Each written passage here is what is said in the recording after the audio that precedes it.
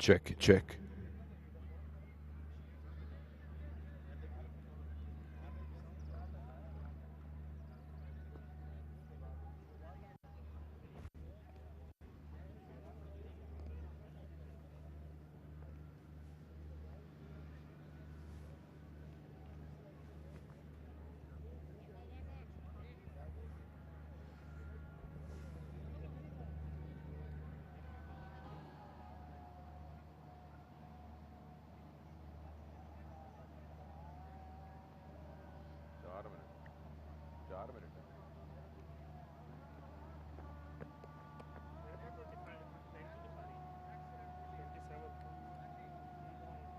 Sir है अभी दो मिनट मेरी एक घड़ी आगे चल रही है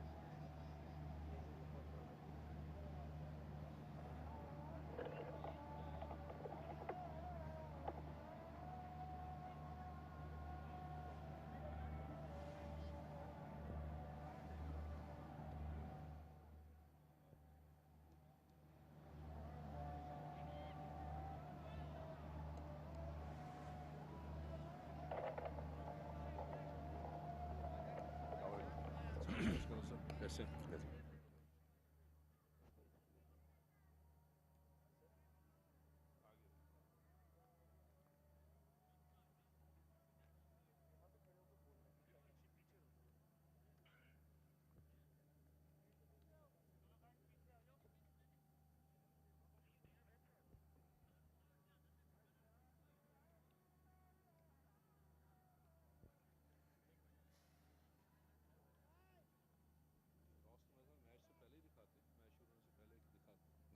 टॉस जो है मैच शुरू होने से पहले दिखाते हैं मेरे ख्याल में। हाँ। लाइव नहीं दिखाते। नहीं, लाइव नहीं।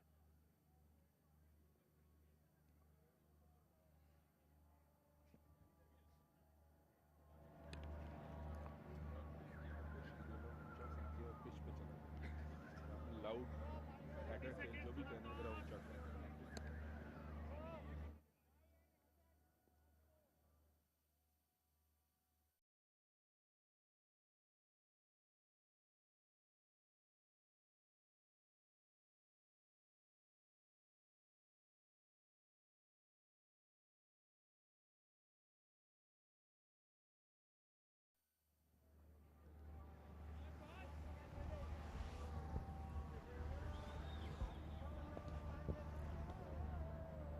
Hello and welcome to the eliminator of the Pakistan Junior League. All-important game. The side who wins moves forward. The one who loses has to go home. I've got the match referee next to me, Mr. Mohammad Javed Malik. Next to him is, of course, the Rawalpindi Raiders captain, Habibullah, and then Abbas Ali, the captain of Mardan Warriors. Habib has got the coin. Head. Head is the call. And it is tail. And it is tails. Rawalpindi Raiders have won the toss. Habib, क्या करेंगे? Batting करेंगे हम पहले। Batting करेंगे। चलिए पहला सवाल यही करता हूं कि इसका रीज़न क्या है, क्योंकि यूजुअली साइड्स यहाँ पे चेज ज़्यादा करती हुई दिखाई दी हैं। जी बिल्कुल, इसका आप अगर रीज़न देखें तो हमारी बैटिंग स्ट्रेंथ काफ़ी अच्छी है, पावर प्ले भी हमारा अच्छा वेल होता है, तो अगर हमारी बॉलिंग स्ट्रेंथ उससे बेहतर हो रही है तो 160 और 150 अगर हम करते हैं तो फिर हमारी बॉलिंग स्ट्रेंथ इतनी अच्छी है कि वो रोक सके। तो आज जितना भी टैलेंट है और जितना भी जोर है वो आज ही लगाना है, क्योंकि जो जीतेगा वो आगे जाएगा। तो प्लानिंग और हर हिसाब से आप सेटिस्फाइड हैं, रेडी हैं इस मुकाबले के लिए? जी बिल्कुल, काफ़ी हमारे लिए बहुत टफ मैच है, तो हमारी पूरी कोशिश से भी ज़्यादा कोशिश होगी कि हम इस मैच को जीत सकें। 4 मैचेस यहाँ खेले गए हैं इस पिच पे और कैप्टन्स ने 2 बार पहले बैटिंग की है, 2 बार चेज किया है। आप क्या स्कोर देख रहे हैं इस एलिमिनेटर में कि आपको लगता है कि ये काफ़ी होना चाहिए? टफ मैच है दोनों टीम्स के लिए, तो 160 भी आई थिंक अच्छा होगा, 165 रन्स, और अगर इससे आगे बढ़ता है तो वो बोनस पॉइंट होंगे हमारे लिए। कोई तब्दीलियां हैं टीम में? सेम टीम है। सेम टीम है। चलिए, good luck. Thank you. Let's talk to Abbas Ali. Abbas, आपको अब चेज करना है, यही आपका भी फैसला था? नहीं, हम बॉलिंग कर रहे थे। हाँ तो सही है, वो सही है ना, फिर वो चेज कर रहे थे इसका। जी अच्छा, बिल्कुल, हम आपको चेज मिल गया कर रहे चाहिए था। ये बताइए मुझे कि जिस तरह से रावलपिंडी की सिचुएशन आपकी भी है, ये ओवरऑल अच्छी क्रिकेट खेली है आपकी टीम ने, किस तरह से देख रहे हैं इस एलिमिनेटर को और क्या लगता है कि चेजेबल है यहाँ पर आपकी टीम के लिए? जी बिल्कुल, डू एंड डाई मैच है, हमारे लिए भी बहुत इंपॉर्टेंट है, उन लोगों के लिए बहुत इंपॉर्टेंट है। इंशाल्लाह कोशिश करेंगे, प्लान पूरी है, तैयारी पूरी है, इंशाल्लाह कोशिश करेंगे अच्छे खेलेंगे। प्रेशर मैच होता है जब नॉकआउट गेम होता है, दोनों तरफ बराबरी से जो है थोड़ी सी फील करती हैं टीमें। आपको क्या स्कोर लग रहा है? मैंने जब जो जानना चाह रहा हूँ कि आपको लगता है कि जी ऐसे एलिमिनेटर में इतने रन आराम से चेज हो जाएंगे यहाँ? जी बिल्कुल, इंशाल्लाह कोशिश करेंगे 135 140 तक रिस्ट्रिक्ट करें, इजीली चेस करें। क्या तब्दीलियाँ लाए हैं टीम में? जी हमने 3 चेंजेस किए, फारूक खेल रहा है और नबील खेल रहा है और एक चलिए कोई बात नहीं, हम लिस्ट में देख लेंगे। नहीं, ज़ुएब नहीं खेल रहा है, जोएब नहीं खेल रहा बुरहान नहीं खेल रहा है Okay. और एमल नहीं खेल रहा है। एमल इंजरी है तो इसलिए Okay. रेस्ट दिए और फारूक खेल रहा है और है। कोई बात नहीं। Sorry sorry Good luck to you. Okay. All right, so the news from down here is that it's Rawalpindi Raiders who won the toss and they've decided that they will bat first.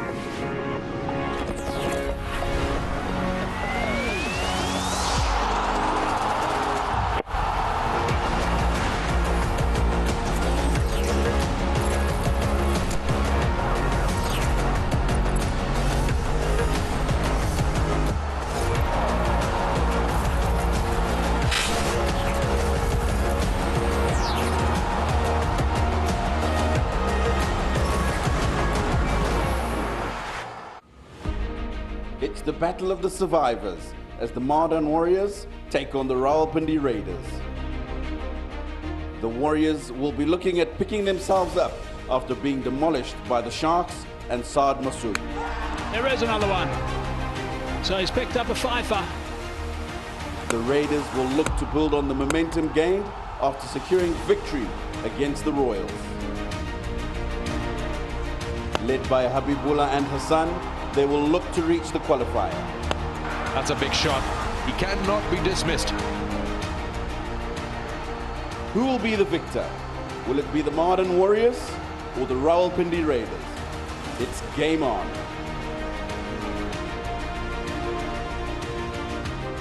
Welcome back to Gaddafi Stadium, Lahore. We are set for the eliminator between the Rawalpindi Raiders and the Mardan Warriors.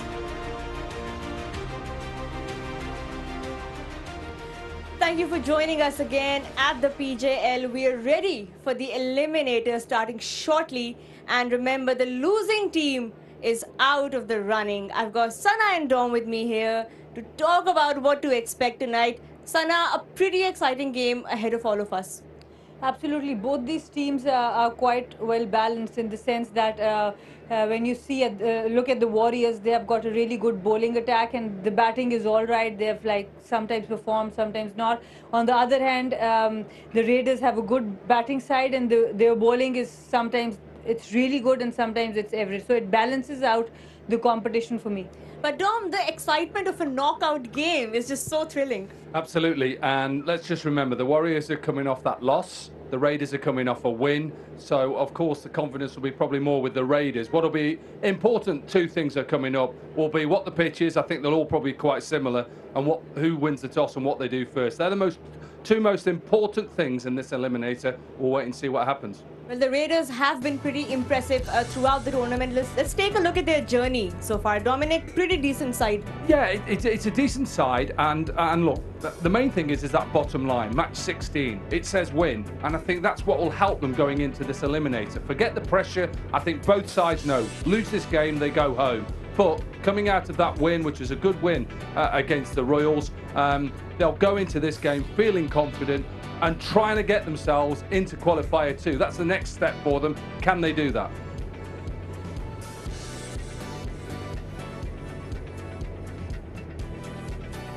And the Warriors, they have been almost, the results are almost the same. They also lost 2 games while coming thus far, but they lost the last one to the Gawada Sharks. But I don't think that it will be too much of a problem because they were giving chances to people who were sitting out. So hopefully they can get this strength back in this game. Overall, both the teams look really balanced. Both have come here reaching here with 2 losses and rest of the matches they won. Let's take a look at the playoff tree and see what else is lined up for the week. So there we are right now, Dom, the eliminator. Yeah, the eliminator means they just go one step further to qualifier 2. They'll take on the Royals, who lost to the Sharks quite comprehensively last night. So they could actually play, whoever wins this game could play 3 games on the trot, which is not easy. They could go Wednesday, Thursday and play the Sharks on Friday. Or we could see the same game as we saw obviously last night. The Royals may win and go through there. There's still lots to play. These are 2 very good sides and I can't wait for this eliminator. Well, it's going to be an exciting eliminator ahead of all of us. Let's go to Tino, who's ready with the pitch report. Yeah.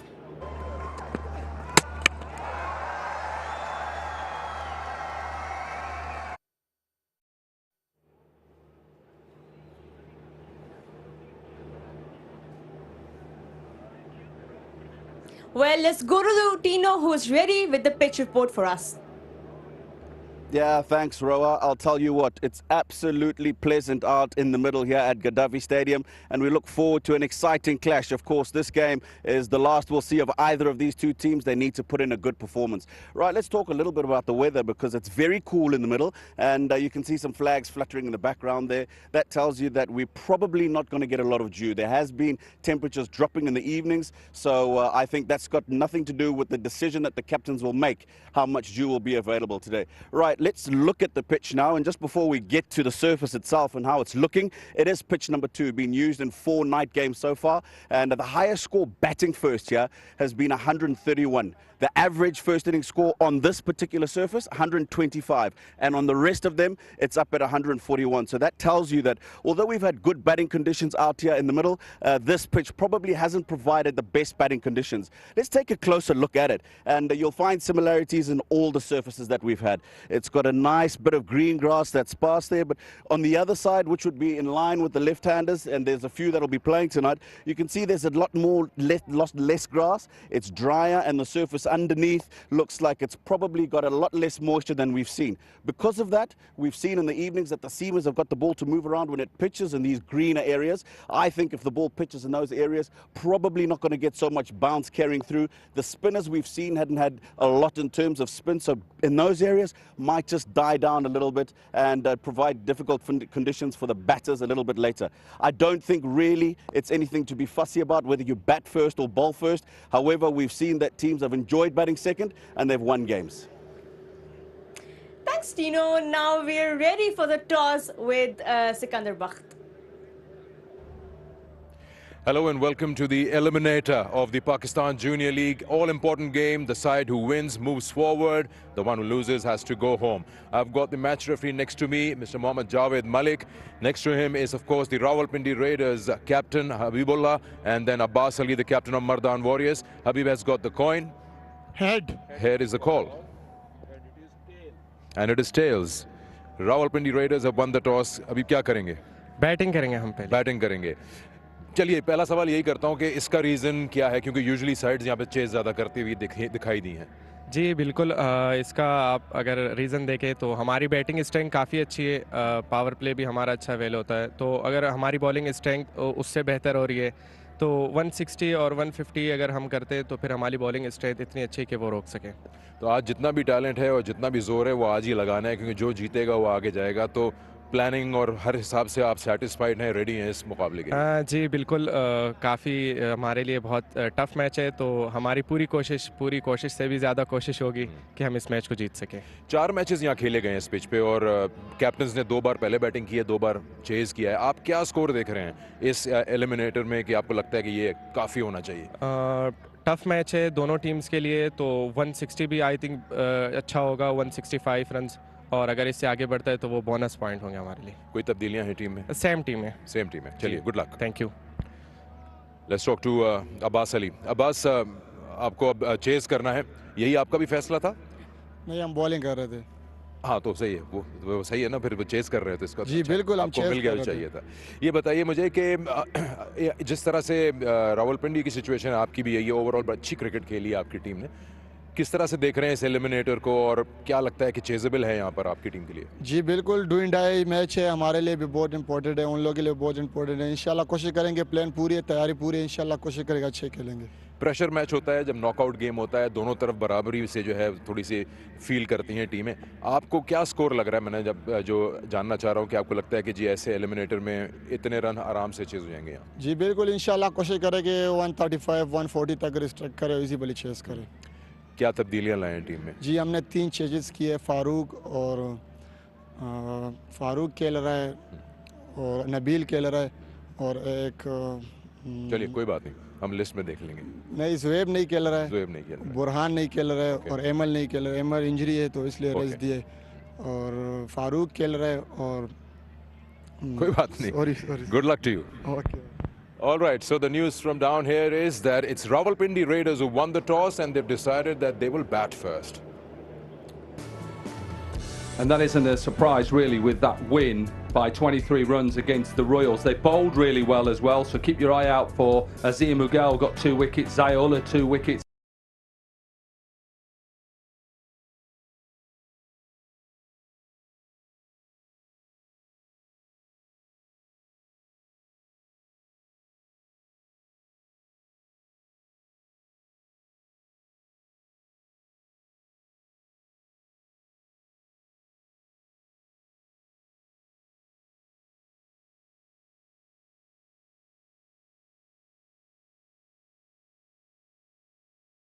Is brilliant, and the range of shots as an opener, He's not a one-sided player. He can play on the offside, the leg side, front foot and back foot.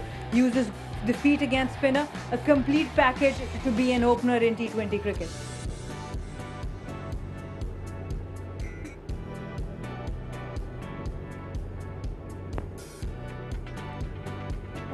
And the Raiders are up against the Mardan Warriors. We see the top order is pretty good. George Thomas there, Shazeb Khan has been amongst runs. The captain needs to make runs, and there have been 3 changes. Ollie Cox come in for Burhan, Mohammad Farooq comes in for Zohaib, and Nabil comes in for Emil, who has been a regular member. The fast bowling, their fast bowling, as you know, has been pretty brilliant, but there's an injury. But now in this fast bowling group with Nabil, one player that really has to step up is Abidullah. I think. What do you have to say about Abidullah? I think Abidullah is a good player, and let's take you back to when he played against the Raiders. Going to see a couple of wickets. He's a good player, but he got Esakale out in that game. He got 1 for 33 against the Mardan Warriors. The Raiders won that game by 5 wickets. What I like about him, he's got a bit of heart about him. He runs in, he hits the crease. Great to see that they're all together there with the team photos. This is going to be a great eliminator, Rohit and Sana, and one that both sides are 1 game away from another way to get to qualifier 2. Well, a high-pressure game for both these teams. Indeed, we're ready now to take you to the live action, and that's it from us here. And now it's over to Tino and Mike. We are going to have some fun tonight, that's for sure. We have our first sudden death game. It is the Raiders versus the Warriors, and of course the loser packs their bags and looks forward to next season. It is the sharp end, and we're coming to you live from the Gaddafi Stadium in Lahore, and this should be an absolute beauty. In case you're just joining us, the Raiders have won the toss and they've elected to bat first. They've won 2 games batting first. The Warriors, by the way, were also quite happy to have a bowl, so they'll be both teams will be happy with proceedings. And we've got some ICC panel umpires, Rashid Riaz and Shazab Raza, the men with the purple shirts, who are going to be in charge of the game today. But this is an important game. Both these sides are bound to be keyed up because there's plenty on the line. Tino's alongside me. Tino, what are your thoughts before we get underway? Wow, super excited. As you say, both these teams will know that today could be their last day in the competition, depending on how well they perform. So it's going to be very interesting to see how they go about their business this evening. These 2 men have been quite outstanding with the willow in hand. Ezekiel and the captain. The 6th match today. He's got 123 runs, 1/2 century.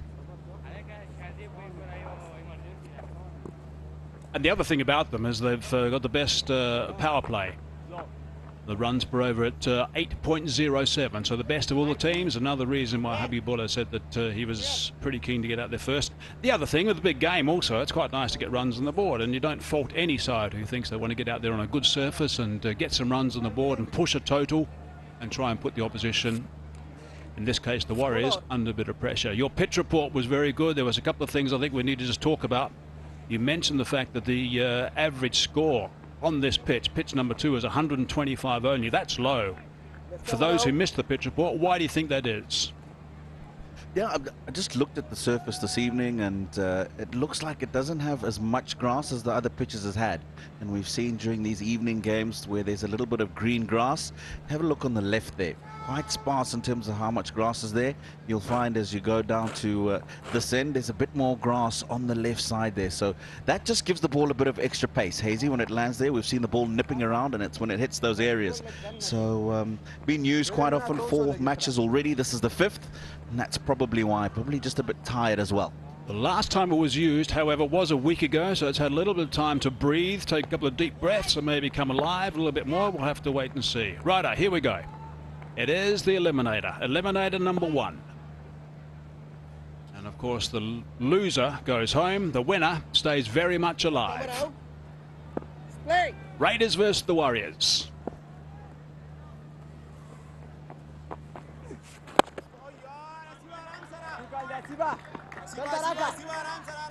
Quick single, that's all it was for starters. Interesting, the opening the bowling with Afan, a little bit of spin. Of course, there's only 2 players allowed outside that circle in the first 6 overs in the power play, and those guys are at long off and a deep straight mid-wicket. And I thought he might go that route, and he's done it quite comfortably. 4 runs. Yeah, he's not afraid to do this to the left-arm spinner. You've seen him do it in previous encounters. If the mid-off is up, he's very happy to give himself some room, create space to be able to hit over the offside. Righto, so a boundary off the second ball. That's a good start to the Raiders. Good tone. Sliding leg side. Bowler not interested at all in the appeal.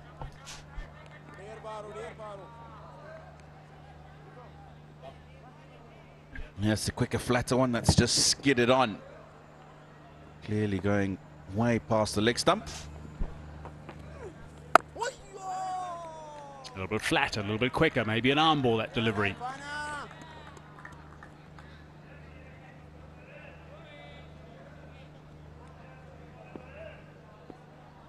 Absolutely right, Hazy. It's the arm ball. Nicely bowled. Again, so he's put the bowler under pressure with that boundary second ball, so therefore they can't afford another boundary in this over, because if they go for 10, let's call it, in the first over, and suddenly the Warriors are going to be very much on the back foot. It's a good recovery so far. Oh, that's pretty adjacent, unless there was a neck. Up goes that finger and he walks. He's off. He knew he was straight in front and he's on his way. Well, I heard 2 noises, Hazy, and I thought he might have just got a bottom or inside edge on this, but he's right in front of the stumps. It's the arm ball again. He should really have been looking to be forward there. He's seen the last couple of balls just sliding onto the bat. That is a top delivery to get a very important wicket early on. Yep, no problems with that. Rashid Riaz says, you're on your bike, I'm afraid. It's bright and breezy right at the top. They've lost their first.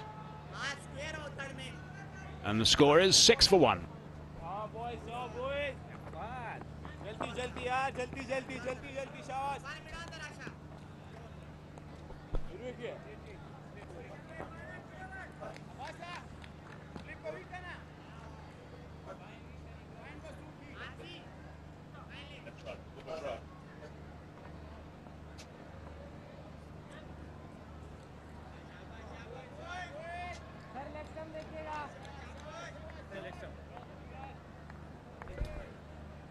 Warriors, a couple of their players right now are beaming. Why not? That is a big wicket first up. They've been very successful. That opening pair of Habibullah and Ezekiel.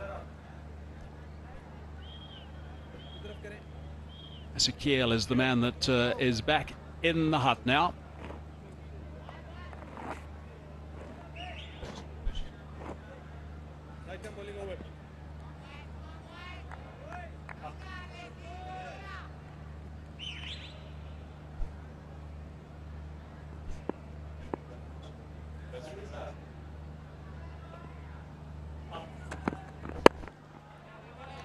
Abdullah is bowling over number 2. Bit of a buzz around the place with the Warriors right now. Very much so.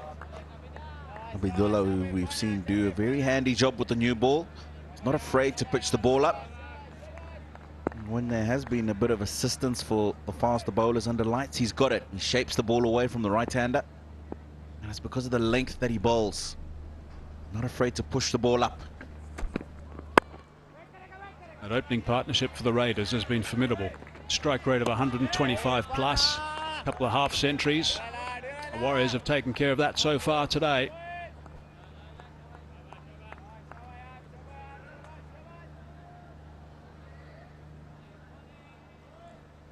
And it was the arm ball. He's gone back, and that ball's just kept a bit low, actually, Hazy. He struck nicely in front of the leg stump. No questions there. A little bit of swing away. That's why it's only half the bat. This might be another one. No, it's going to be fine. Bit of tag teamwork. come back for two quite comfortably. Enough on the willow, enough on the ball, I should say, from the willow.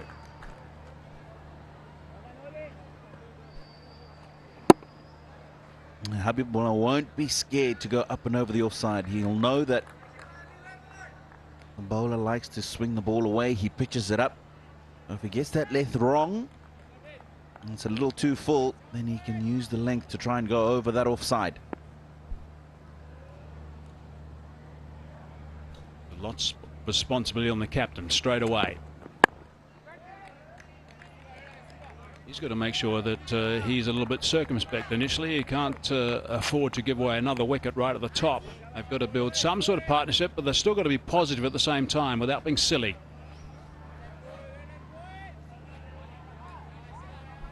He'll know what he needs to do. We've seen him play that kind of a role early in the competition. What I like about him is I haven't seen many slogs from him. There's good, strong cricketing shots. Top edge onto the upper chest region, I think. Looks like he's okay. Just moving away just to make sure he's okay. Yep, the top edge and that chest bone. Now this time shorter in length. Now it looks like it's come off the forearm and then gone into the chin under the visor. Yeah, it's bounced off the chest into the chin. That won't be comfortable. 5.5 ounces of hard leather. Yeah, that's going to hurt, believe me.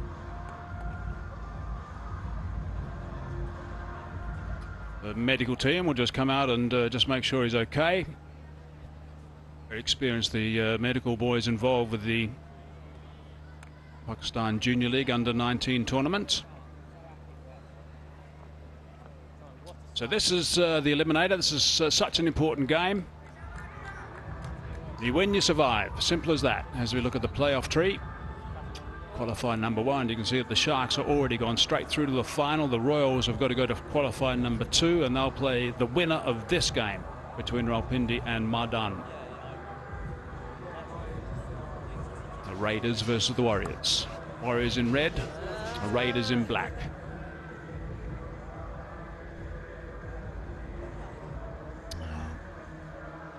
That was that last ball that Abdullah didn't manage to put away, but he looks like he's okay now.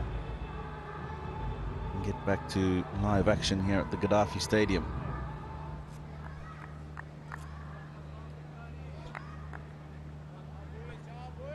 So just a couple of runs off this over and 1 ball remaining now.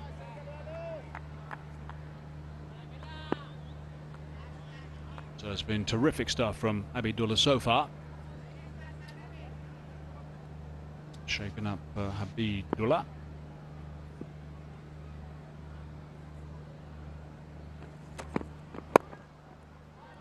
Just a little bit straight. It should just be the 1. That's all it's going to be. So that's tight stuff for over number 2. 9 for 1.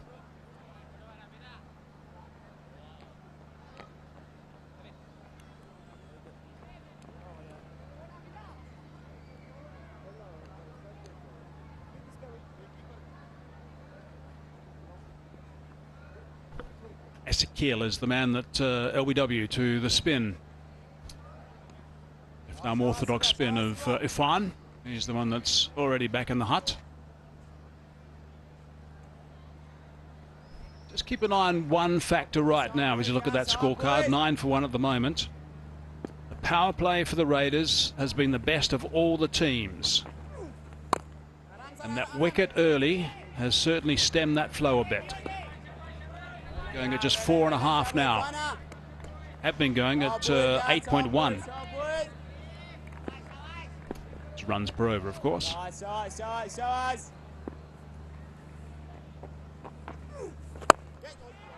Hard down the ground.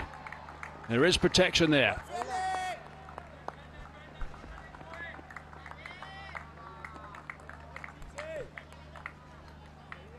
Just going to say a early hello to one of our sponsors involved in Inverex Solar Energy. You can visit their social media pages and get a chance to win exciting prizes. Welcome, Inverex. Nice to see you again.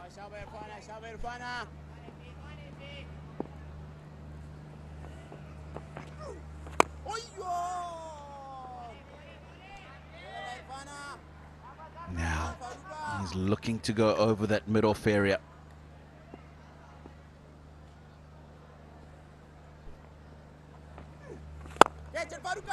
Opening the blade that time, and he's hit it powerfully enough. It just scoots across the turf for another boundary.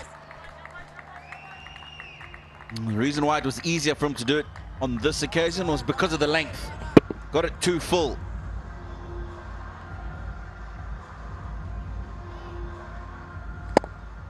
That's really well played. He hasn't tried to force it. Just a bit of room. Cleared that front foot.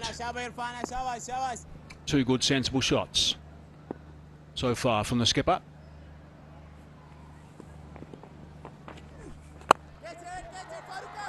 Another one. It's going to be safe enough. They should be able to touch and turn. They do that. Another two.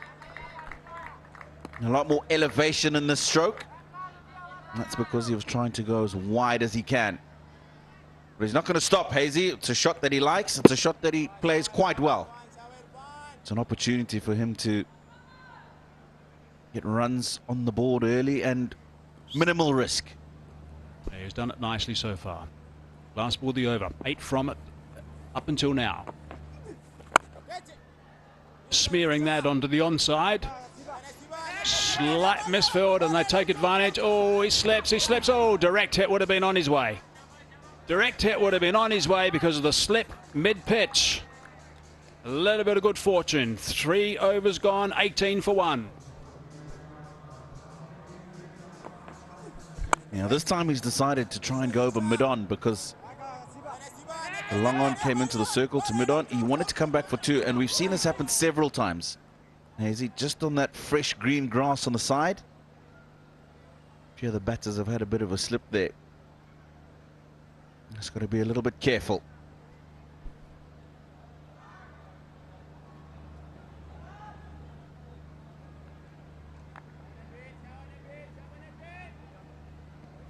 Six runs and over now.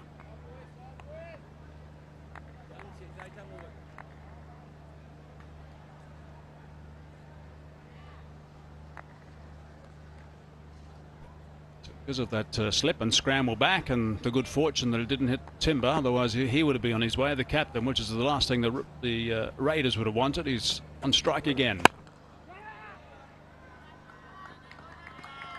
I would think that Mughal, his partner, will be quite happy that's one so he can have a strike. He's been out there a fair bit, hasn't had an opportunity to get on strike. Mohammad Nabil, youngest player in the inaugural Pakistan Junior League. He was also the first one to get a wicket in the competition. Young man full of energy and enthusiasm. And it's just these kind of players that the Pakistan Junior League is trying to unearth and expose. He's watched 13 balls the first time he's been on strike. He's watched 14 now as that one went wide.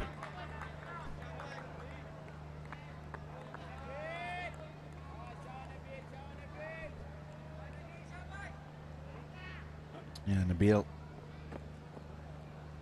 generally has looked to hit back of a length in this competition so far. Certainly given a good account of himself as one of the younger lads taking part in this competition. Packed cover field, backward point, a man square on point, extra cover catching. Yeah, that's interesting, the extra cover catching. So here's a bit of an opportunity, I would have thought, even though that wide was bowled, to try and keep Mughal down that end. He will take a few balls just to fill bat on ball. All batsmen, when they first arrive the crease, like to do that. Very few can get out there straight away and blaze. When you're an opening pair and you've been playing well, you can do that. But unfortunately for Habibullah, his partner Hassan was not there for very long. Just 2 balls before he departed. So number 3, Mughal, on strike with a job to do.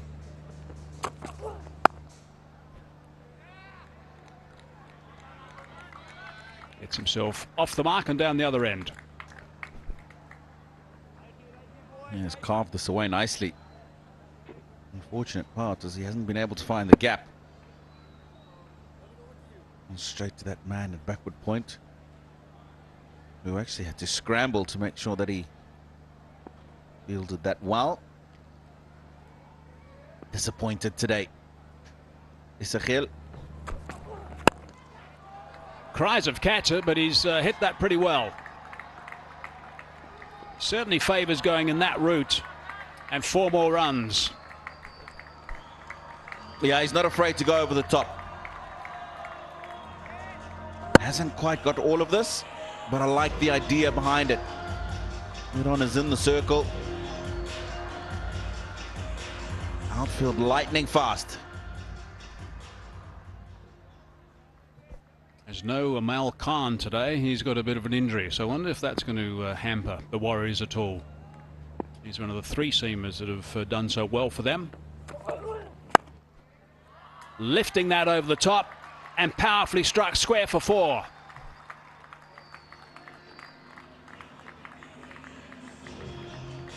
Yeah, he's forced this over the offside. You can see a deliberate effort. It's the slower ball.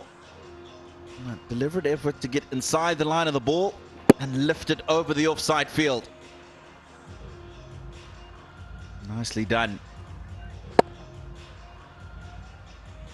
1 ball to go in the 4th over, 11 from it. Getting that run rate up now. The problem for the bowler is that the wide that he bowled, this is the extra ball after being hit for 2 fours the last 2 deliveries. He's got away with that. It's just going to be the 1, but it's a good over for the Raiders. A dozen from it, 30 for 1.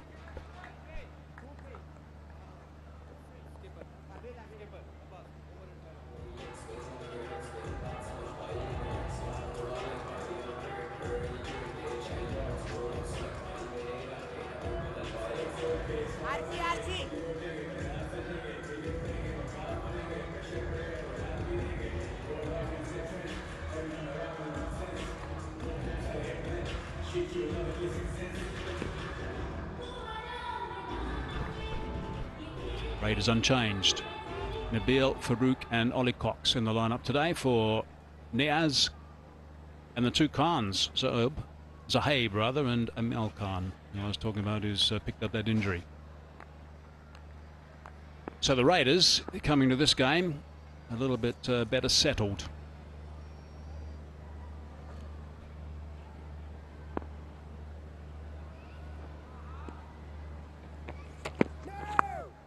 No ball. He's picked that up and he's hit that beautifully. That's gone for half a dozen. And guess what? Next one's going to be a free hit. Yeah, this has gone a long, long way. He's got the line and he's got the length wrong.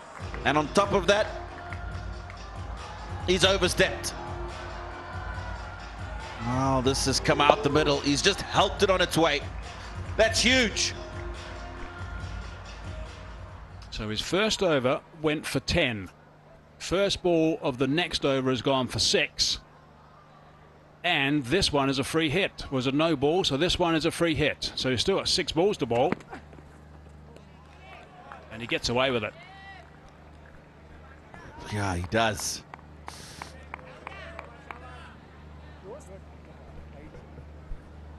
A little bit of fine power in that last shot. That'd have been a little bit straight. He might have a chance to have the Osaka power tonic. Then there would have been a reward of 10,000 rupees donated by Osaka Battery. Every shot that hits that Osaka Battery tonic board. Let's move it down to deep fine leg for a couple of overs.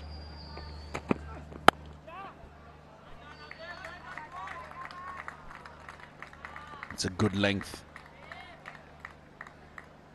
Field changed prior to that delivery. 3rd man came into the circle. And then a sweeper went back on the offside. So look at the power plays as it has been. The run rate for the Raiders has been 8.07. At the moment they've upped it considerably. They're now at 8.77. So they've got things back on track beautifully. The lowest 35 for 3, 38 for 1 at the moment. Giants at the bottom. Where are the Warriors? Oh, right down the bottom there. Second to bottom, the Warriors, their power play at just 6.53. So there's a big advantage straight away between these two teams.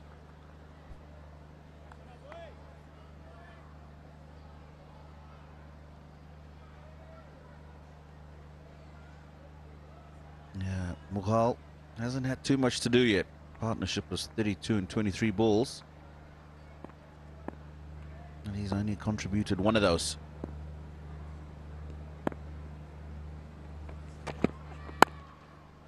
That's nicely bowled, as he wants to be. A little bit of aggression, nothing wrong with that either. Keeps the batsman on his toes.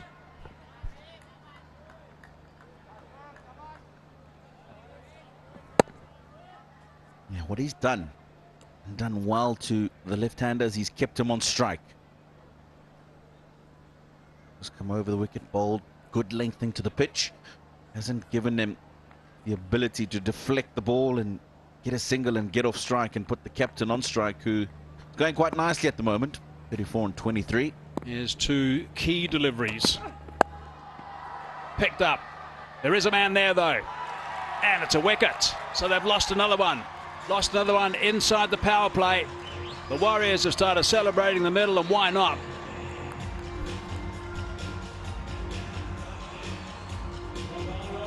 He'll be disappointed here because he could have hit that anywhere in the leg side field. The only fielder back there is the one that he's picked out. Acres of space where he could have hit that for a boundary. I have to feel that Habibullah and the Warriors have got away with this one. They won't mind. Run rate was looking pretty healthy. Anything they can do to slow that down, they'll be happy with. So he has to go. Asir Mughal for 1, Rawalpindi 38 for 2.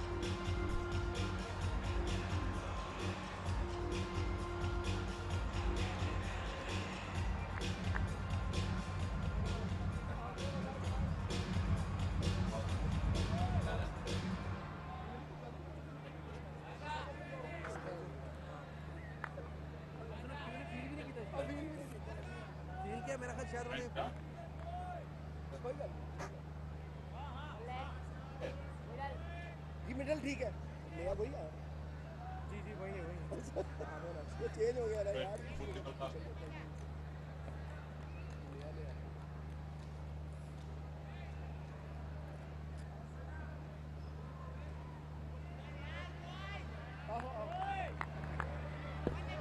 Arun Ashad. With one ball left in over number 5. Tidy delivery as well, back up after the wicket, so that's pretty good stuff. 8 from it and an important wicket. 38 for 2 after 5.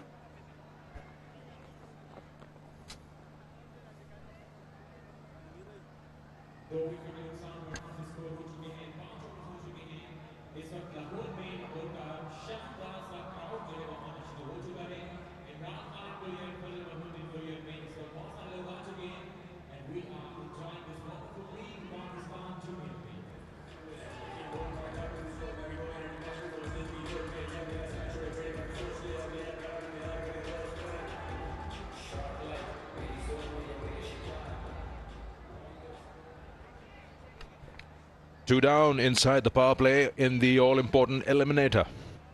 You get 2 down, then of course you clearly see the pressures on the batting side with 38 runs on the board, 1 over to go. Goes up, just clears the circle, stays safe, can come back for 2. They decide against that, and probably rightly so. And it will be on the captain's shoulder. Another wicket in the power play. Asir Mughal up the order. It was right from the middle of the bat, but it just went to that lone fielder on the leg side. Easy catch there.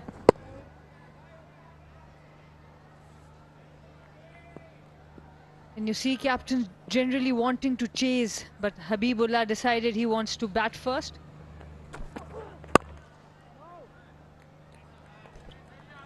Not a bad call this, Sarah, winning the toss, deciding to bat first in a knockout game. Just have a feeling that, you know, once you get past that 140 mark, it's not that easy to chase it down, especially if you lose wickets chasing. And that would be a case in any match, but just a knockout game has an extra bit of pressure on it. In T20 games, I might not agree. I think this pitch is not playing as other pitches.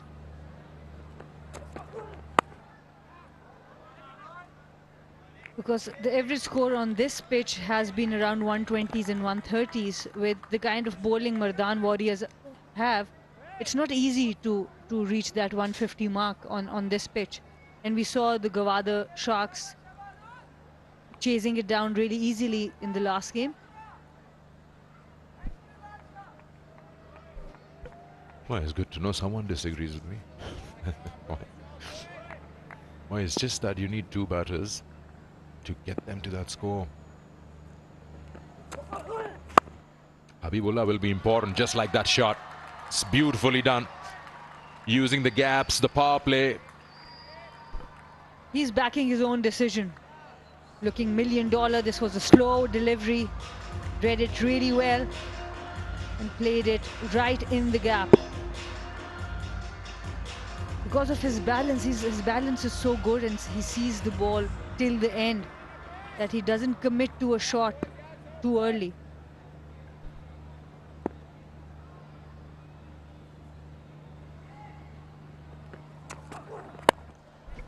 Goes big again. What he's doing is he just wants to clear that 30-yard circle, and he's doing that well.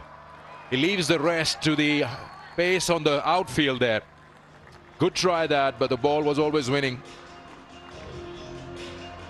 Habibullah means business. He has decided he wants to bat first, and he's taking the attack to the bowlers. One boundary after the other. They enjoy batting against the Raiders. The last power play scored against them was 40 for 2. This time 48 already. Brave effort in the field as well. The ball had already crossed the boundary. Power play comes to an end. It's 48 for 2.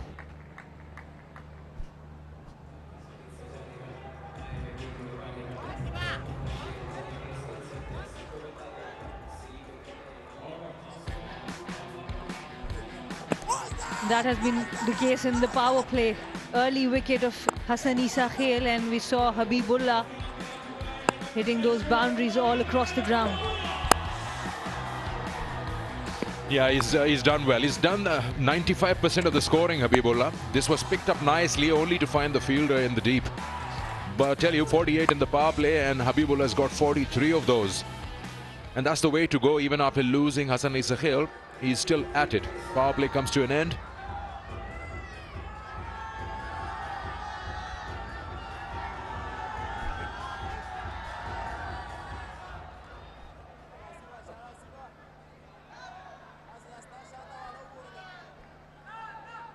Rawalpindi Raiders, they generally have a good opening stand. Haseeb Khan, the leg spinner, he has been promoted up the order in the batting as well. He's quite handy with the ball.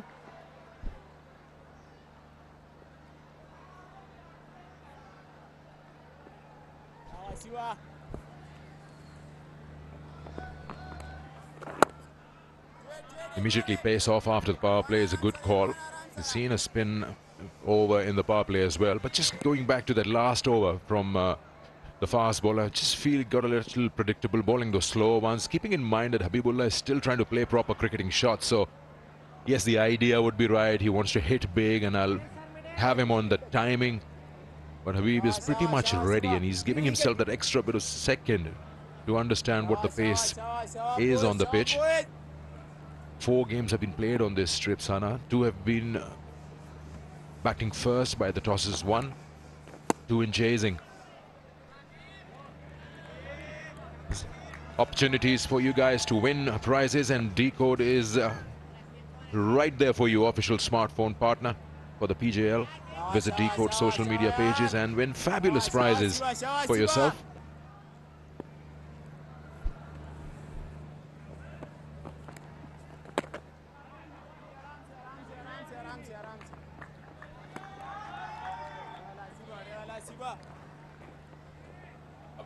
That's the 50 for Rawalpindi Raiders. The Liberty Square in Lahore always busy with traffic.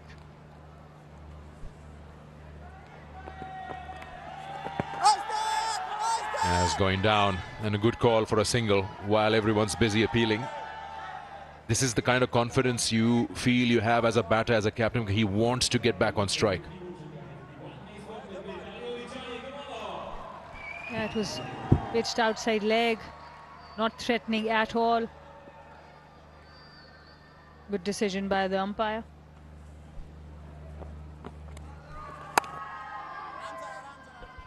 This area, this zone, gully, backward point, seems to be a strong area for Habibullah.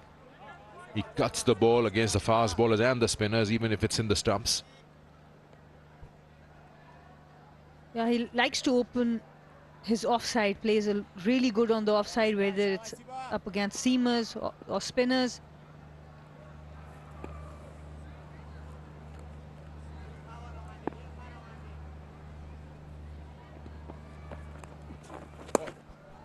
Trying a quicker one. We'll have to reload that. Had 2 wides and a no ball. As of now, 3 extras. And as a bowler, when your last ball is an extra, that really irritates you. It was such a good over, 3 runs of it before this ball. Yeah, make that 5. 7 overs bowled, 53 for 2.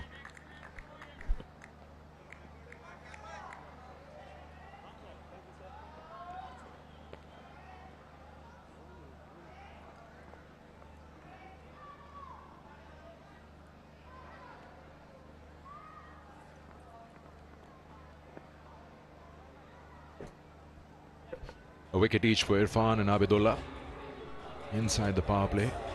Top 4 bowlers, as you see, have been used. Good thing is that the momentum is carrying on. Even if they lost 2 wickets, they didn't stop scoring. Going at 7.57 runs an over at the moment.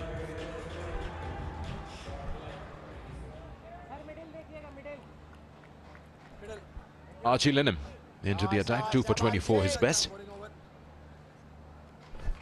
Very talented cricketer.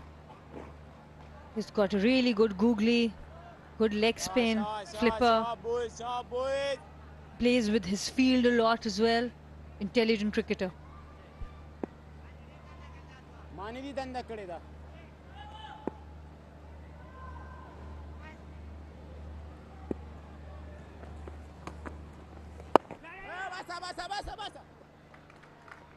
Watching Archie Lenham bowl just before the start of the game, all the spinners are warming up. He's bowling pretty quick through the air. Shahid Afridi was with him the other day and they were trying to bowl flat trajectories and trying to get the ball to skid through.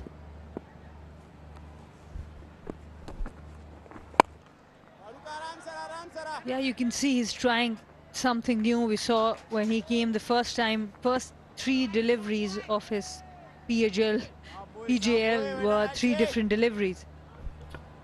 Go on to their official Facebook page and chance to win exciting prizes. You'll be yourself the next winner. Kingdom Valley.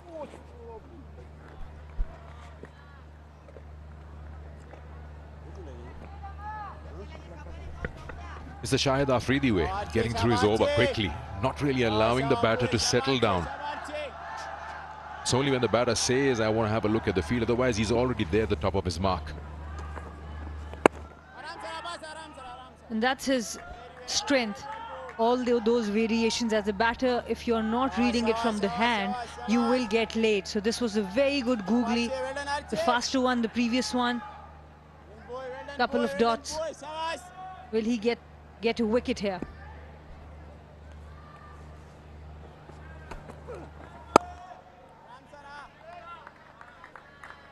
You haven't seen a boundary for the last 12 deliveries, 2 overs, so things have slowed down a little bit. There's the man. He's been very particular what he wants from the spinners. And both leg spinner operating. Haseeb Khan, he's talking to Haseeb Khan, so good to see Shahid Afridi imparting the knowledge to both leg spinners after 56 for 2.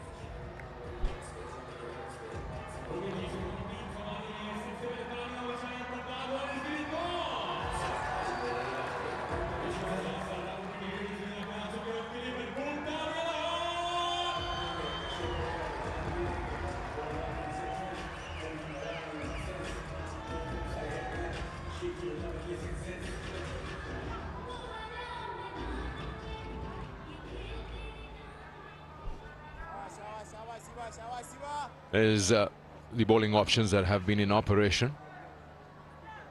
We'll get more leg spin to continue here. Hasib will now bowl his second over. Got to find a boundary somewhere. 13 deliveries since the last boundary. Will he take any risk here, Hasib? He's batting on 47.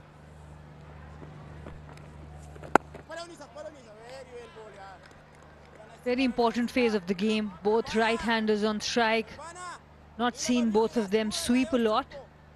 And leg spinners in action. So something has to give here.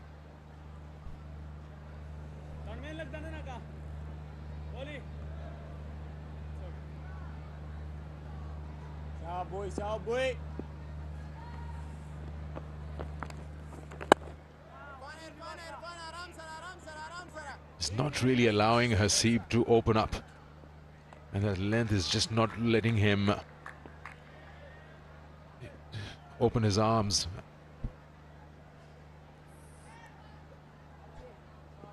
Ali Ishaq, Charlie Tier. He has lost his regular partner Isa Khel very quickly, so now he's slowing down a little bit. Habibullah, the captain.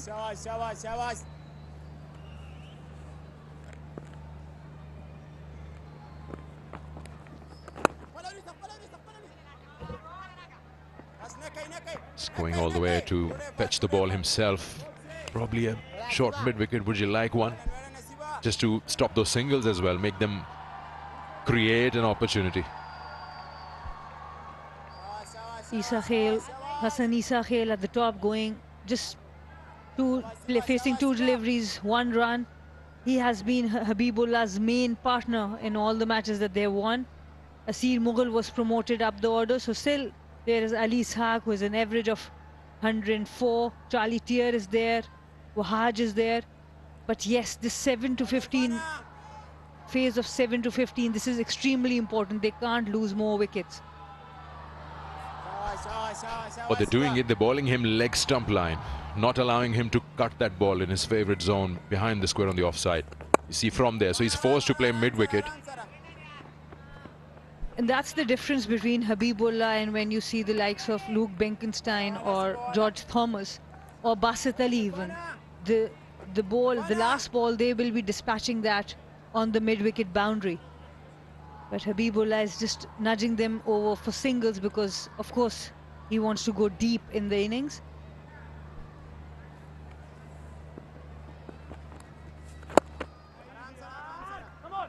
Yeah, all the runs, almost, yeah, every run in this over has been scored in that mid-wicket region.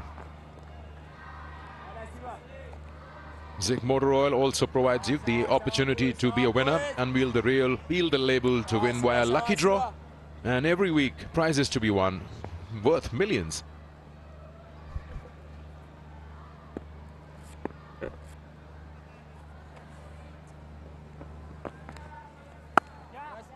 That's his 50. Habibullah, the captain, leading the way, wants to make sure that they stay in the game. A good knock from him, 50 of 39, 6 boundaries and a 6 for him. It's 61 for 2.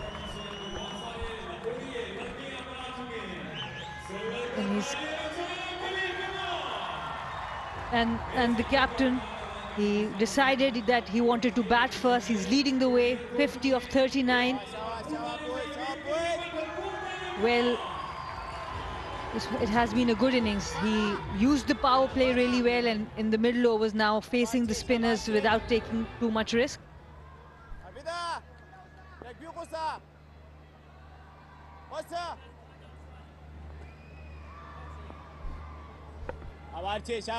Will he accelerate? Was it the 50 that he was looking at? I highly doubt. He's got to find a boundary somewhere. Don't forget that they've done this earlier as well. Him and Isa Khel had a long partnership. They've been 100 for 2 in 15 overs and then gone down. At the toss, he said that we are looking at 150, 140. For that, they will have to at least bat around 9 runs per over from here.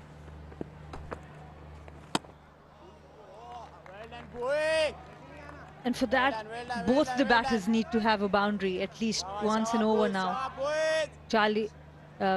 Archie Lenham, he's pretty good. So this phase is extremely important. Who's going to win this phase of spin bowling? That's a gift. And it's gone. Oh, he's missed it completely. I don't know if he lost the ball in the light, in the crowd, but that's just an opportunity gone begging. It was a full toss. He could have put that away, but he played it to backward point. And that's not good cricket from anyone. A full toss from the bowler.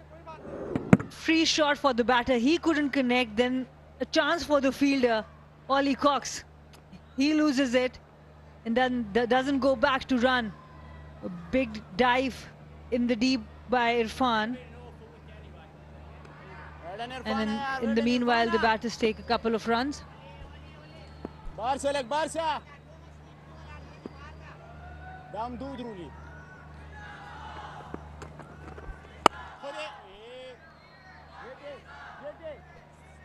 Yeah, these two spinners are bowling a very important phase of the game here, because they're not really allowing them to go for those hits. 23 balls since the last boundary. And Archie Lenham now changing the field, taking that boundary option away. 3 on cut and deep extra cover.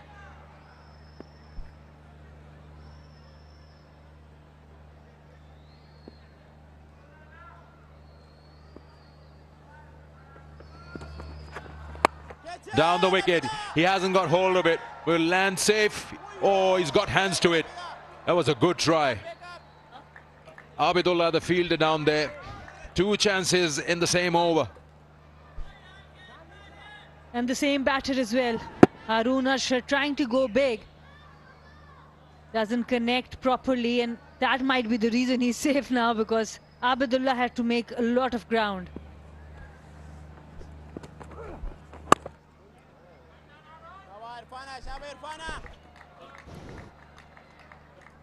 Turnover's gone. It's 67 for 2.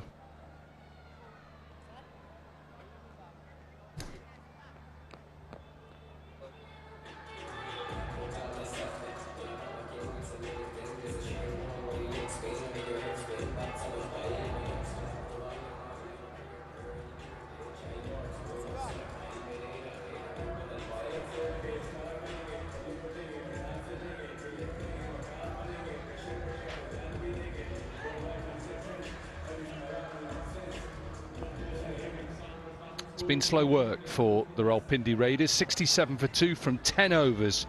Remember, if you're just joining us, this is the eliminator. So whoever loses this game is packing their gear and they're off home. Teasing the fielders a bit too of the last couple of deliveries. Sliding leg side.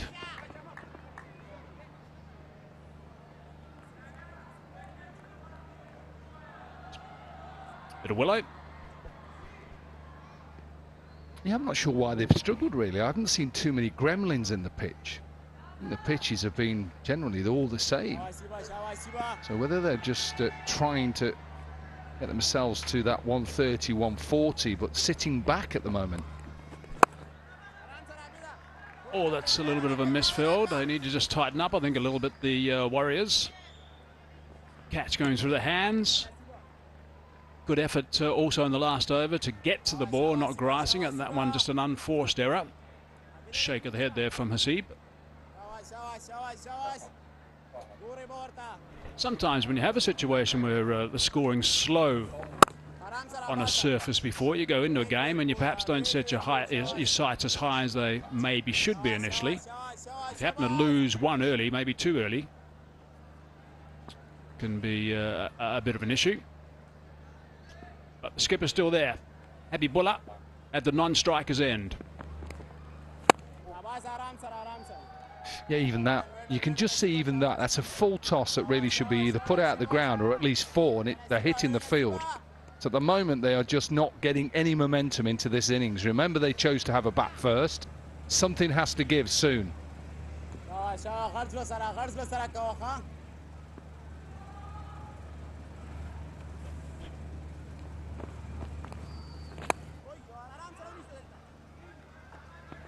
Scrambling for one.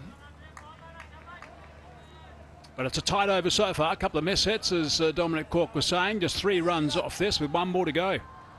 Yeah, and 5 overs since the last boundary. So that to me is a side that is just struggling a little bit. something has to give soon.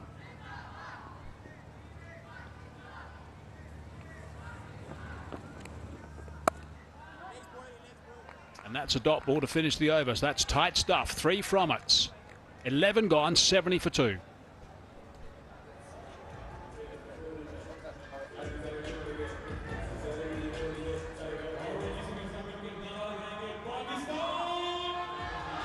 Really wicked of Ezekiel for just a single, then a half century so far from Habibullah.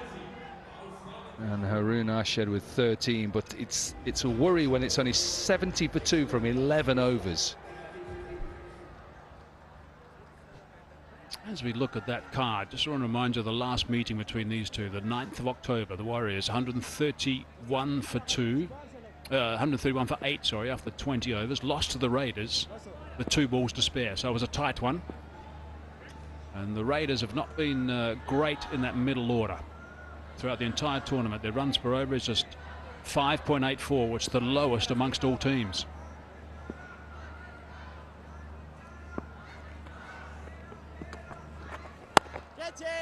It's a comfortable shot. Has he got it far enough? No. That's another wicket. Yep, something had to snap, and it has.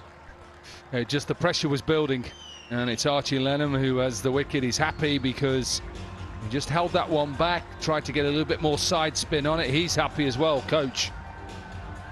And it's 32 balls since that last boundary, and he's trying to hit this out the park. Just held it back a little bit. It's a simple catch by Hassi, but long on. And you just see Afridi in the background there. Great to see.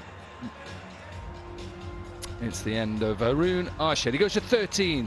The Raiders in a little bit of trouble, 70 for 3.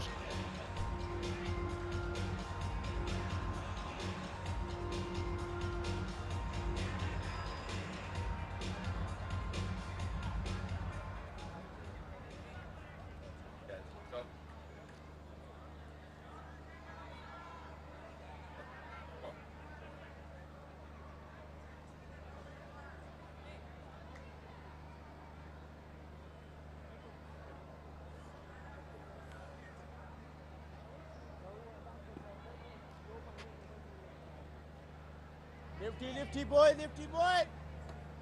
Next time. Next time. Hasiba. Gus last the large chi ubus ka bia large. 5 to come. Bas 5 to come.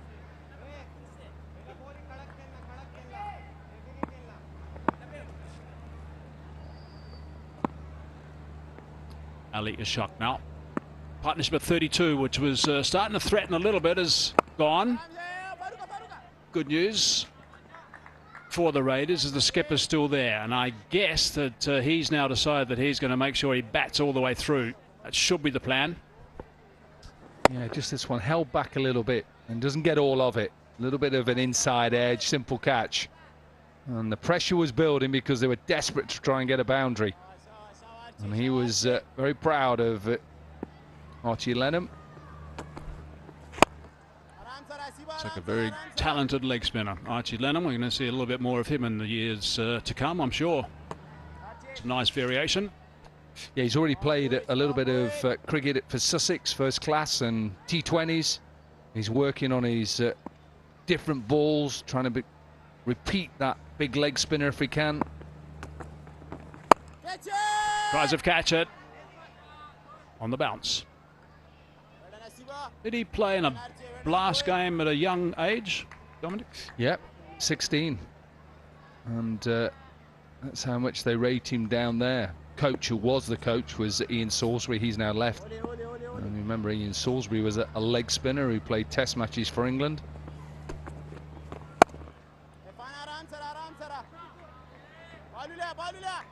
But they're like gold, leg spinners, if you can get them playing all forms of the game. Look at somebody like an Adil Rashid, who obviously doesn't play test cricket now.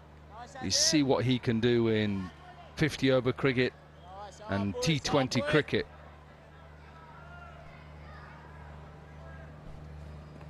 Wicket off the first ball and 4 runs from the over so far. Straight down the ground. Good connection. So that's a boundary to finish. They needed that.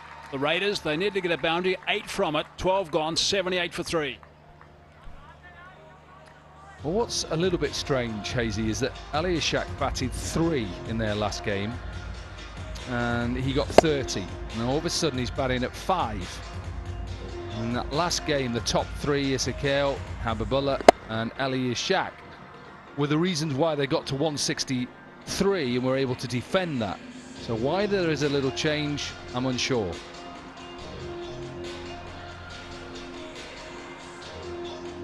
Well, we're starting to enter the business end of this game. It is sudden death, winner take all, and they need to step on it a bit. If they go at 10-0 from here, which is going to be a bit of a tough call, however, Habibullah is still there. They can get to just shy of the 160 mark. Yep, there it is, 158. That'll be some going. 8-0 gets them to the 142. Maybe that's where they should be, and perhaps get 1 or 2 really good overs to kick him into the 160. This needs this guy to unleash a little bit. 54 off 45 deliveries now for Habibullah. Yeah, it's just that run rate that worries me right now. It's just under 6.5, and you're right. They should be looking 130, 140 from here. That should be the minimum, and 150, I think they bowl well, they win the game. It's a pretty good line, actually, to bowl to him. He likes going straight down the ground. If you're bowling it around about the leg stump region, it's a little bit more of a challenge to do that. Trying to tuck him up. Well, Ali Ishaq has just come in and got off with a boundary straight away. And you can imagine that he's just eyeing up leg side. There is 3 fielders out, long gone, deep mid-wicket, deep square.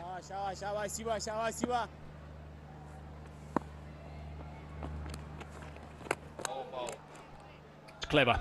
Saw him coming. Wide has been called.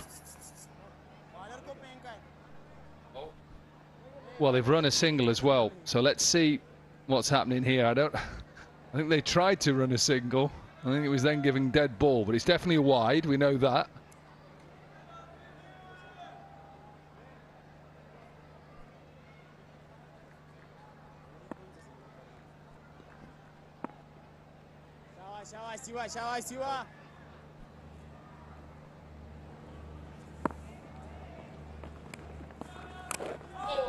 Got a bit of bat on that. And be able to come back quite comfortably for the second. Ishaq was a little bit slow in turning blind, actually, and coming back. Well, it's a similar ball, isn't it? And I didn't like the ball before because it was given a wide, because I thought the bowler had did him. Came down the ball before it was given a wide. This is similar type of line. If he doesn't hit this, it'll probably be a wide again. So I like the way that Hasib is going wide at the left-hander. He knows he wants to go over mid-wicket and mid-on, and he's saying, if you want to come across, you're going to have to come across to off-stump. Batting on off-stump now, set up there. Oh, it comes across. Straight to the man in the covers, no run.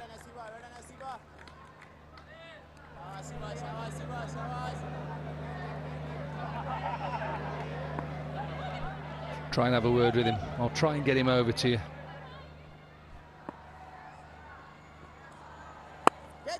Dragging that. Just for 1 though. This is good bowling. Yeah, 5 balls gone already. Good to see some of the crowd coming in. Remember, we have 2 more games after tonight. Right, you've got to go over and sign an autograph, please. Can you hear me? Okay, in a minute. All right, I get that. You do it in a minute. Now, long off has gone very wide. Habibullah will be thinking maybe of going a little bit straighter like he has been.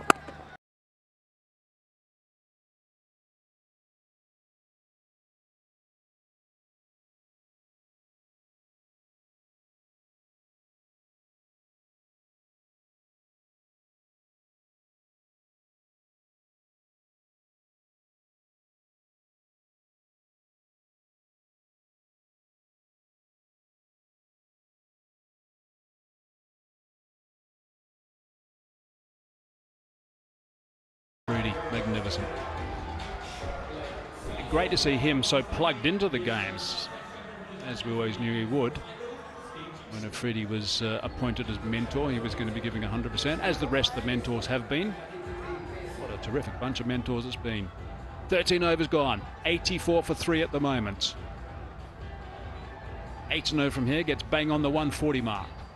Only 3 down, that's a positive for the Rawalpindi Raiders.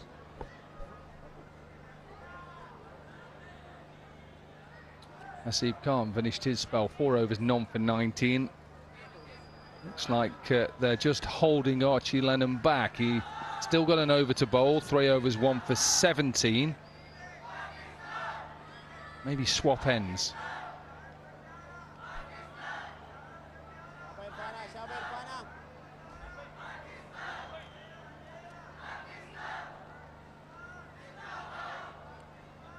A tussle between he and Habibullah at the top.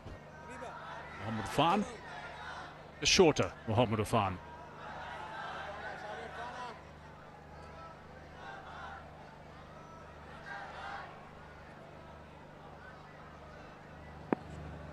Run rate at just under 6.5.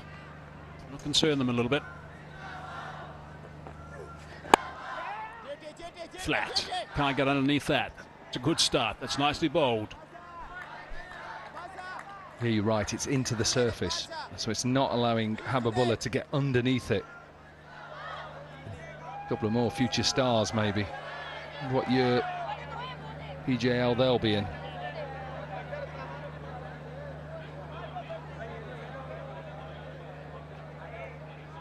Now the pressure's on Mohamed Irfan because of the left-hander. He's going to go round the wicket. Is he going to try and go wide as well?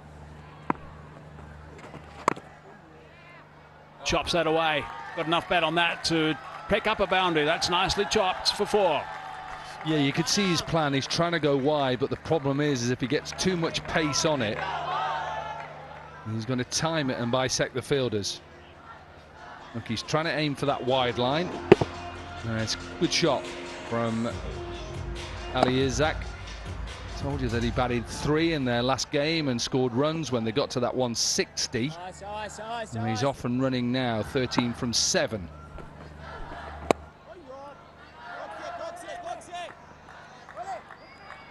Wanting to come back for the second, but not there. Just the one. So they got a boundary off the second ball. They need to try and pick up another boundary in the last 3 balls of this over, just to kick-start things a bit so they can get a tone going for those last 6 overs.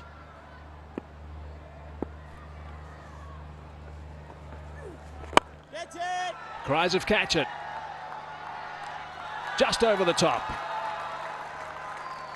It's a good blow, 6 runs, big boundary. He was after buggy cam as well, wasn't he? He was aiming for buggy cam here. Got enough of it. At one stage you thought, is he just going to hold out to long on? No, get out the way, where are you? Worried about them controls, watch the ball.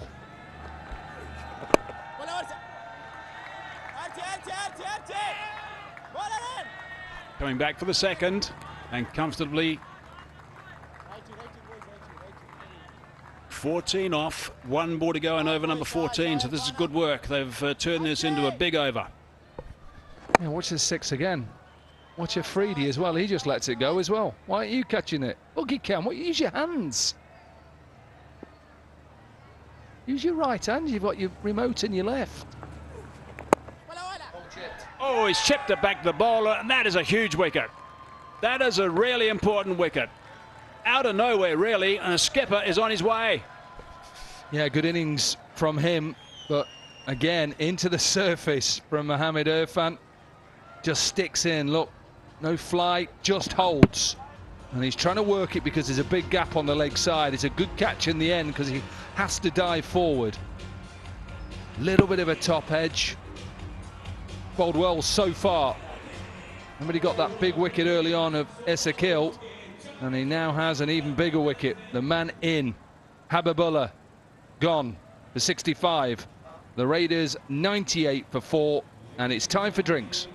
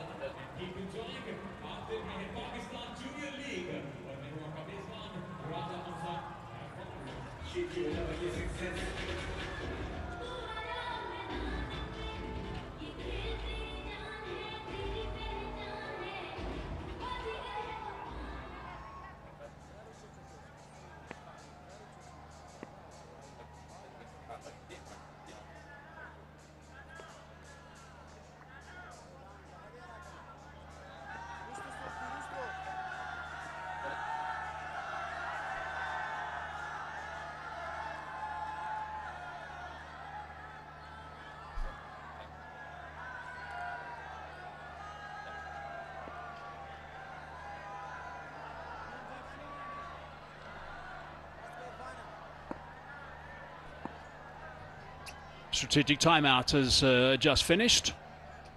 Opportunity for the teams able to chat about how they're going to go after things in this innings. 6 overs remaining now. There's a look at the work that was done by Habibola, who was the last man to be dismissed. He played very nicely. He was 65 off 51. He'll be disappointed he's not still in the middle.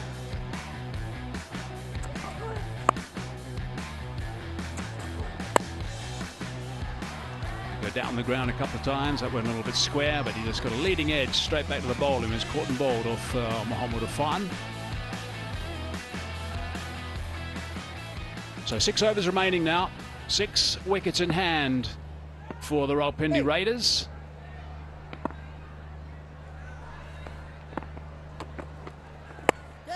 Straight away looking to work on the onside, straight to the man, and there's another wicket. Lenham back into the attack and he's picked up a wicket straight away. First ball. Every time Drinks, something happens straight away. Either a wicket, a run out.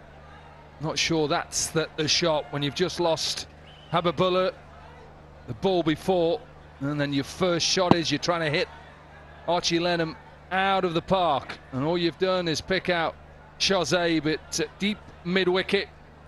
All of a sudden now, the Warriors are just turning the screw on the Raiders. Quite a decent innings though. Ali Ashak 14 from 9, 98 for 5.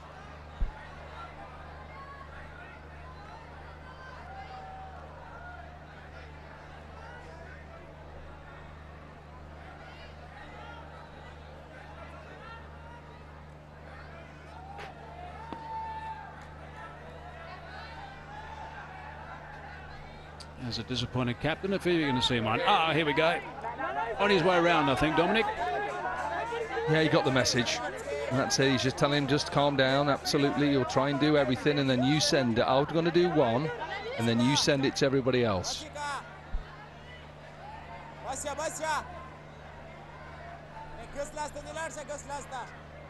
Lenham 2 for 17 at the moment. Back into the attack, so he'll be feeling nice and buoyant.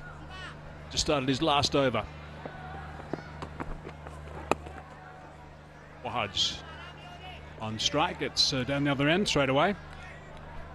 Yeah, and you think about when you're setting a total, last 5, you want 50 in the last 5, but with 5 down, all of a sudden now they're under pressure. I'm not sure in Archie Lenham's last over that this is the right option. Maybe look to go just a strong square sweep, keeping it on the ground, push 2s. Charlie Tear on strike now. Using his feet. He's now that on the onside, quite comfortably for 1.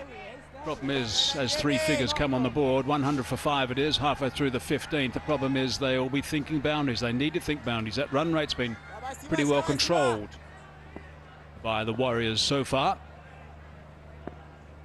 Under 7 at this stage. Yeah, nicely bowled again. That maybe a little bit of a top spinner attempted googly. I know he's working hard with Shahid Afridi on positioning on the crease as well as a leg spinner. And when I talk about that, using the crease, going a little bit wider at times, but also getting in close. Remember the images of Shahid Afridi when he used to get wicket to wicket, lots of revolutions on the ball and lots of drift. But Archie wants to know about that quicker ball as well, as many batsmen did over the years.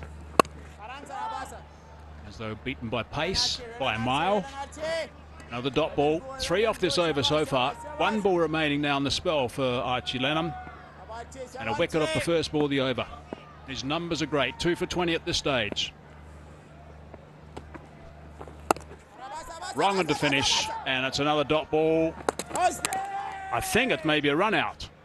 I think they're going to send us upstairs to have a look. The Zing bail's lit up pretty smartly. I wasn't sure he was home. Well, we didn't get a run out yesterday. And the amount of run outs we've had in this tournament so far, this won't surprise me. Why he's even considering taking a run, I'm not sure. Does he get in? I think he's going to be in trouble. How you can run yourself out, it's so frustrating. There's never a run there. Sent back straight away, you just run up the wicket like it's gone to a gap. And they keep having to walk. And once again, we've seen a run out in this competition.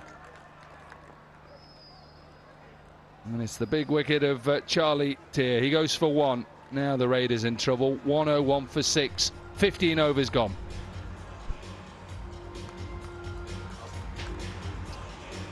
Yeah, I think Charlie Tier might just change his name to Charlie Tier after that.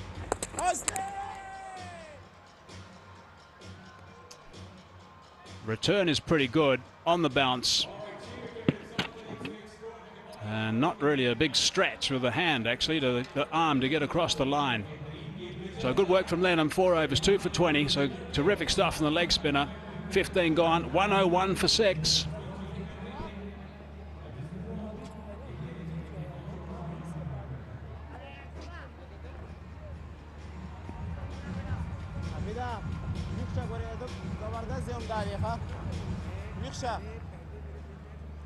Faruka.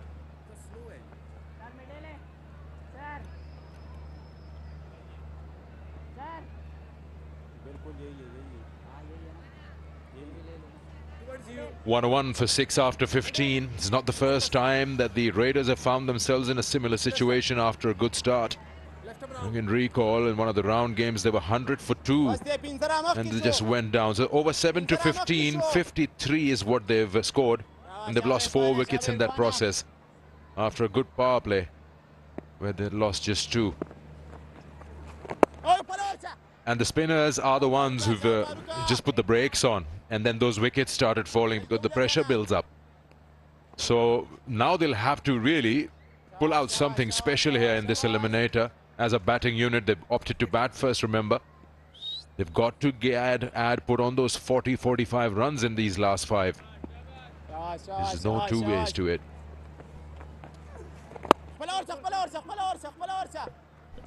That's happened once again, Sikandar, hasn't it? They lost the early wicket of Hassan Nisakhel. Captain did well for the time that he was out in the middle. Unfortunate dismissal for him, but that middle stage, 7 to 15, causing issues, and it's because of the spinners once again.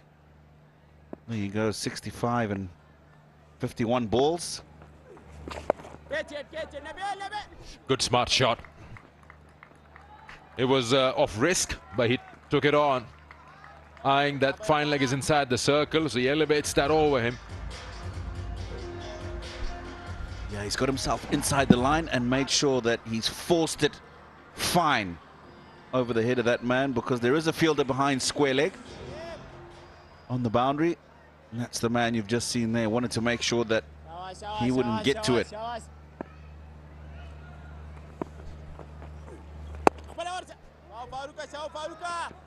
Trying too hard to get back for the second. No, sent back. And now the overthrows come in. Well, it's a good thing he got sent back the first time, because that would have been another run out. Without a doubt. The idea is good because there's no mid-wicket, so that's why he's dropped it in there. But the field has come up way too quickly. He wouldn't even have got halfway, his partner. Again, running the first one hard. They are two here. But they decide against it. So their middle order has again left them down. At the end of 15, they had lost 3 wickets for just 3 runs. And this happened previously as well. So they've been relying heavily on their openers or their opening top order batters. Look at the fall of wickets right there. They've been losing them in pairs. End of the over with a single. It's 111 for 6.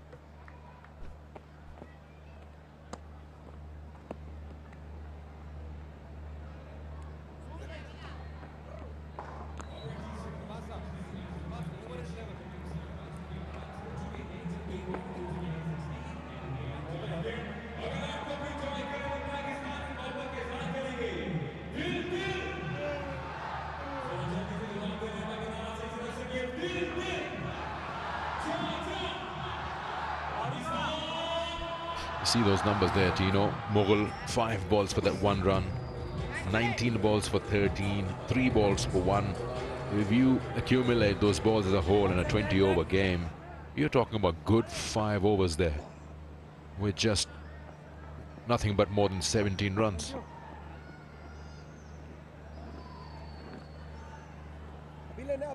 Abidullah comes back into the attack. 2 overs, 1 for 11. Remember, this is the eliminator. Whoever loses this is out. They'll have to come back next season. The winner will go and play Rawalpindi Royals in qualifier 2, which is tomorrow. Back into the attack. Abidullah, crucial early wicket. Just having discussions with the captain. See how best they can go forward from here.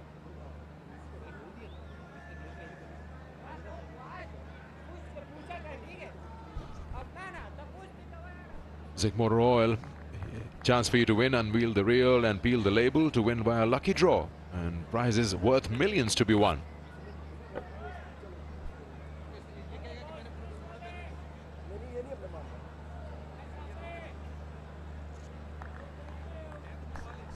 "24 balls to go, Tino. What are you going to settle with?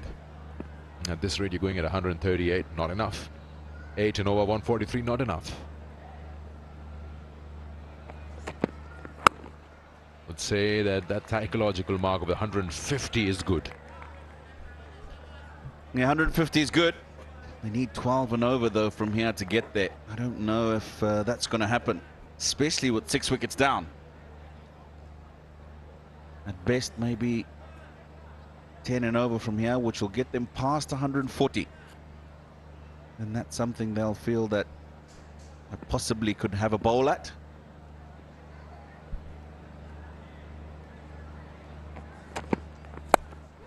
In the air, chance. Can the keeper get there? Can he? Yes, he does. Was saying Nelson on board. Something's bound to happen, and it does. Wicket number 7 falls. That's a good catch by the keeper, Daud. Running backwards, covering quick ground and getting underneath that. Well, if you're going to hit a ball in the air, make sure Dawood, the keeper's not around, because we've seen him take some brilliant catches throughout the competition. This one he's got to turn around. His technique's good because he's turned around so that he can get to where the ball is as quickly as possible.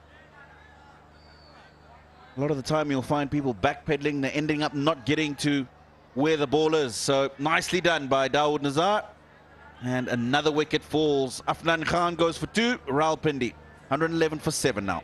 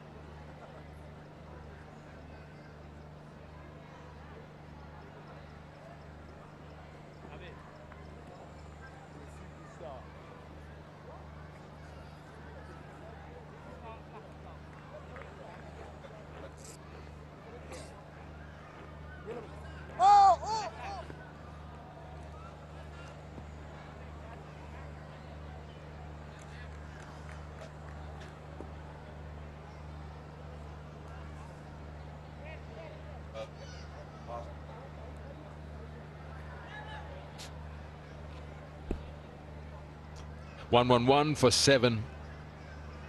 Just lost Afnan Khan, and a good catch by the keeper. There he is, the Allah. His best is 23 not out. That would help today if he can get to that.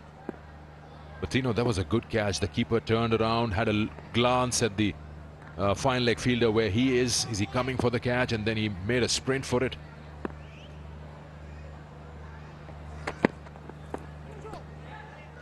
It's good bounce.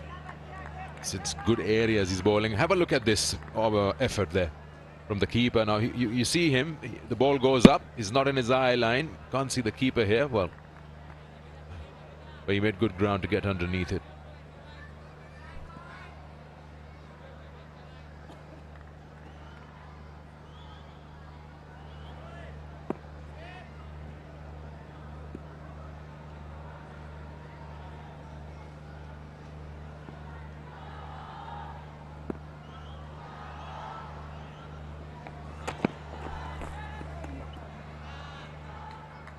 He's probably trying to bowl a slower one. He's just completely lost the line on that.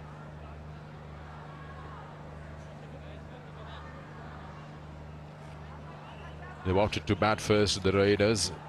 They fancy that. They call it a good batting side. And no doubts on that. They started off very well. It's still not over. Let's see how they battle out these remaining 3.3 overs. That's a good ball. Saw the attack and shot it, dropped it short. And that's a very good ball. To be able to see that he's coming down at me and to change the delivery so quickly shows some good class. He's ended up just trying to swat that away. Didn't have too much of an idea of where that was. It's well bowled.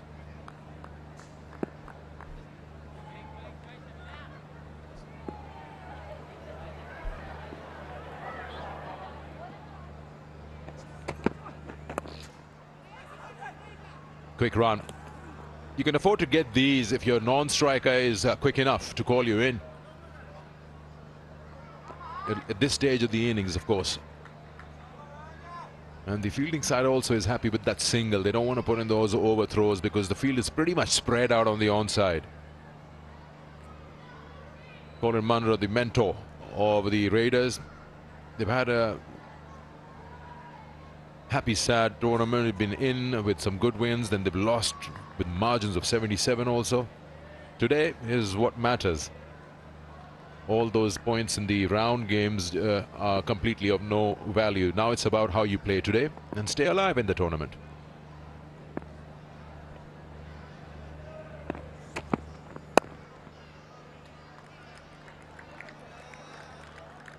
It's just happening in singles at the moment. 17 gone, 114 for 7.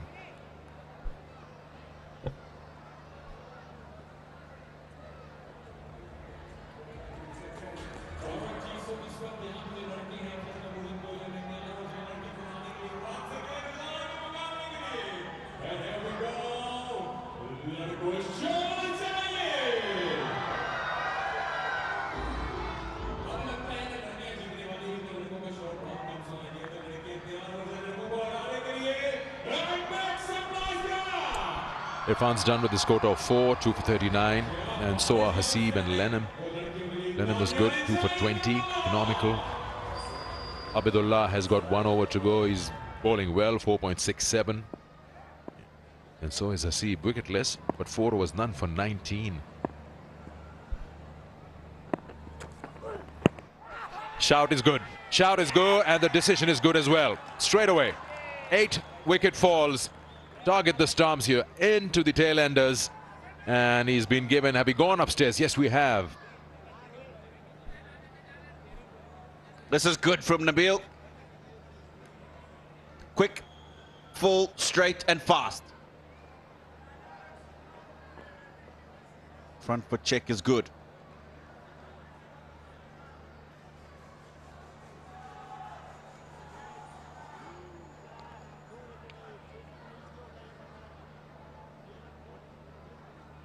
Pitch is just outside the line of the off stump. That won't matter. What will matter is this. Now that's hit him plumb in front. Didn't think there was too much to review here. That's well bowled. It's the pace that's beaten him.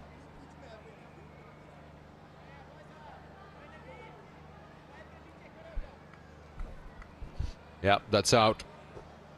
And the referral goes to a waste as well. The Rawalpindi Raiders are 114 for 8 with Wahaj Riaz going for 11.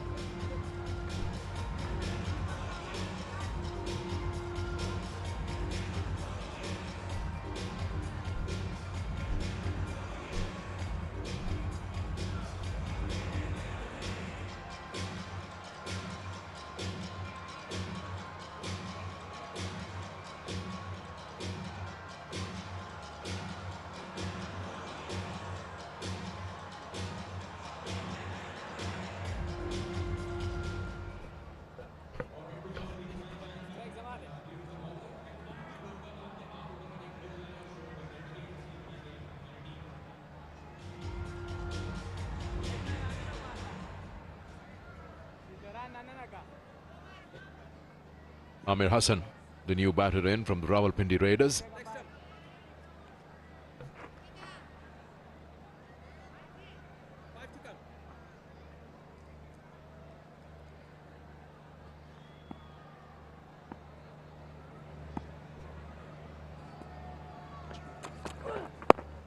He's taken his eyes off that ball. Just been surprised a bit with that short one, Amir Hassan.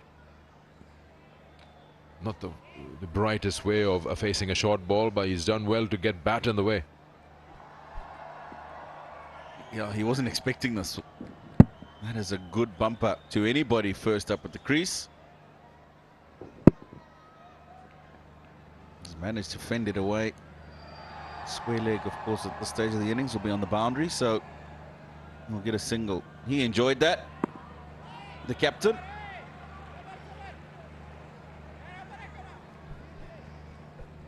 So he got third man pushed back to the rope and fine leg comes in.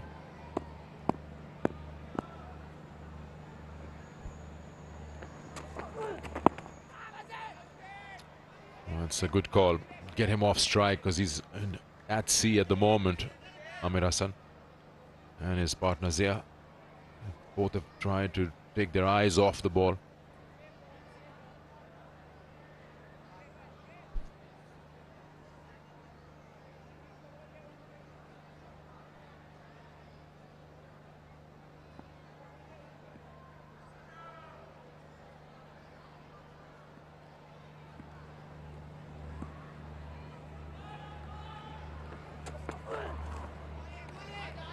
That's good smart bowling. You may have a wide there, but the idea is right because both these batters are being pushed back into the crease. By bowling the shorter ones, they're just not letting them swing their bat. Just get a feeling that was marginal. I was just about to say, I think that was a bit harsh. That last one, but delivered as one for the over already. 7 extras in the innings, not bad at all.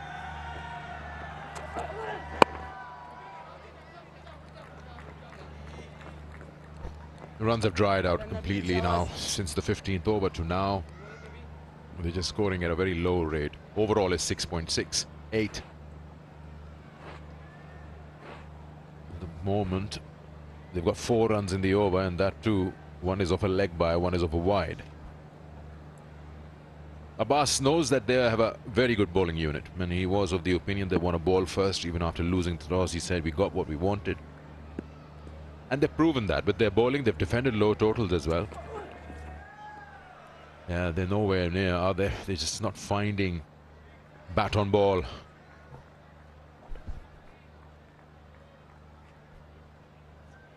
They've made it very difficult for them at this stage of the innings. That's the captain. 65 when he batted earlier on.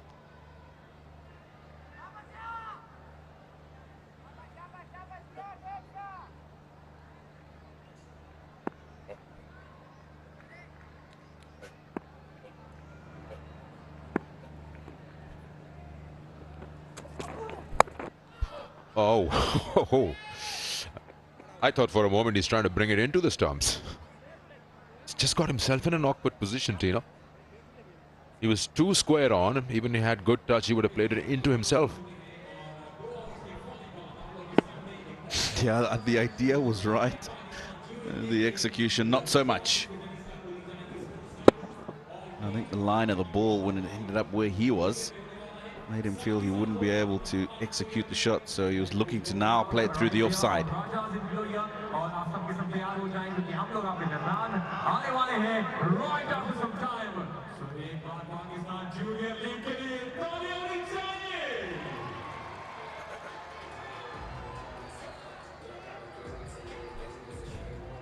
Two overs to go in the innings. Rawalpindi Raiders batting first, winning the toss, are 118 and struggling. 8 down.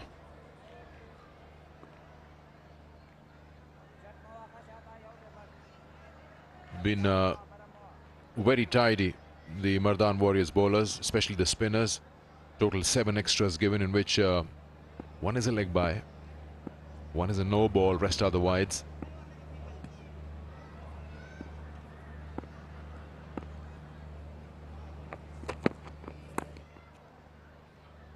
They always seem to lose their weight, you know, the Raiders. If you see the pattern of the wickets that have been falling, so they lost 2 wickets in the power play. They were 38 for 2, but then they start building up. They were 70 for 3. And then you look at the screen over there, there's a very irregular intervals at which wickets are falling. Yeah, that's been the problem, and that's what's pegged them back. Other than the half century from the captain, there really has been nothing else from the rest of the batters. Another half century in the competition that has come from an opener. And really hasn't materialized into much else. And it's been a concern for me personally throughout this competition. 20 half centuries have been scored in the Junior League up until today. So today's one will make that 21. But only 100 has been realized, and 13 of those half centuries are from the openers. Now I know it's T20 cricket, you only have 20 overs, but it's not like any of those batters have run out of time. It's a good bouncer. It's a very good bouncer. I hope that he hasn't done too much damage to himself yet.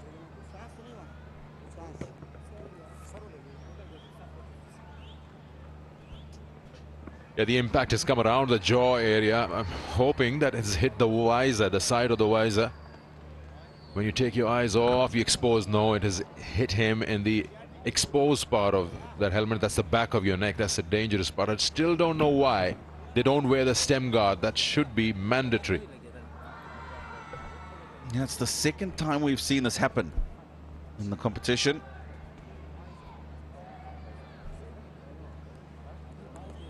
I really think it should just be mandatory to have that guard on.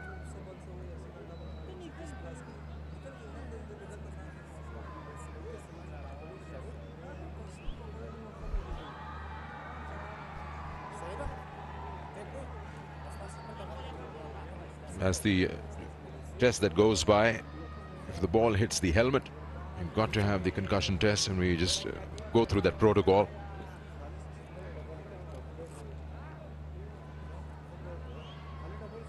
Let's have a look at that again. It's just what happens when you turn your back to the shot. You've gone through the shot too early, and you automatically, the motion in which you're in, it exposes the back of your neck. We haven't really seen batters who try to duck. Look at him. He was hit the other day. He's got taping on. No, it comes from the technique of playing the ball. Ideally, if you are getting hit, you should really be getting hit face on because you're watching the ball. It's because he's turned his head and not facing the ball anymore that you get hit in the neck area.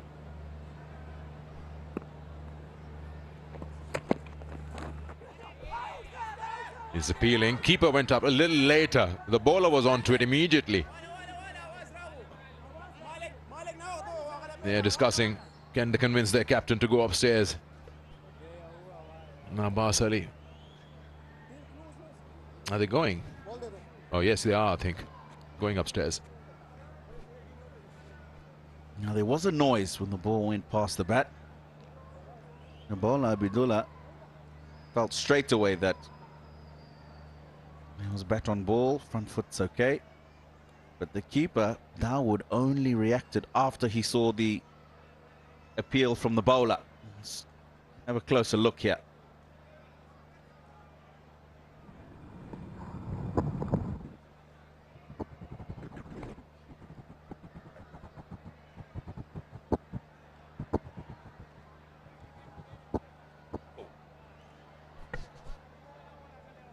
Yeah, this shows there's a bit of gap. Maybe side on will tell you where is the ball when it passes the bat, but it's not out.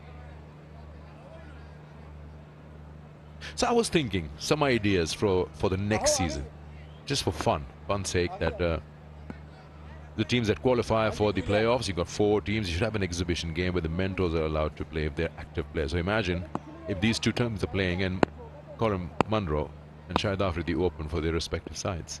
An exhibition with the same teams. And they will not be captains. Captain will be the regular guy.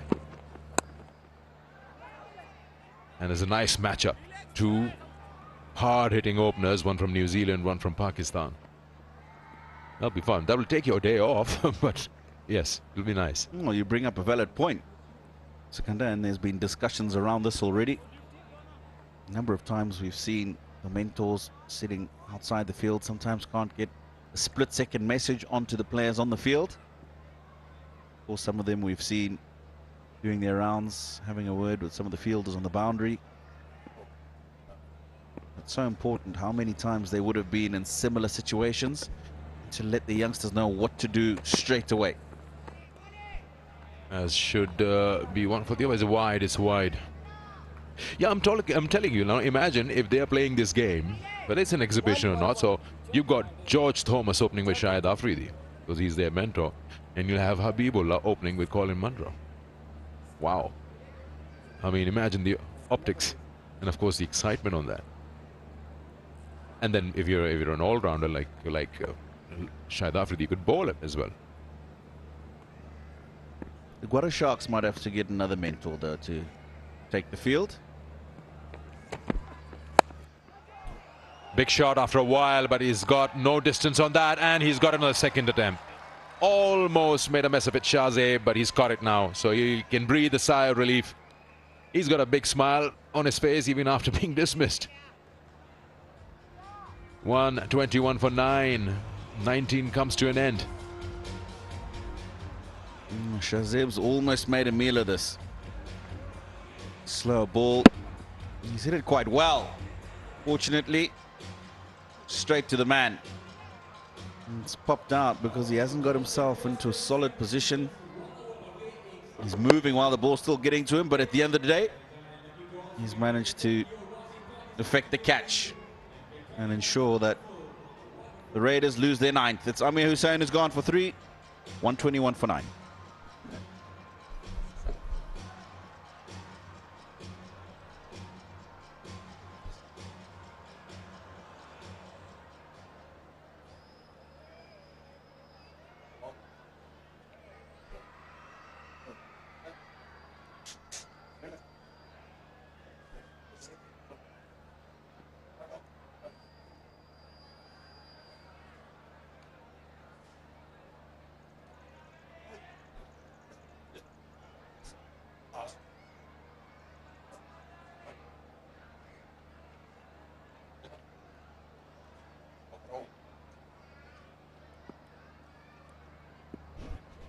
Last over, and he's pulled away, maybe because you weren't ready.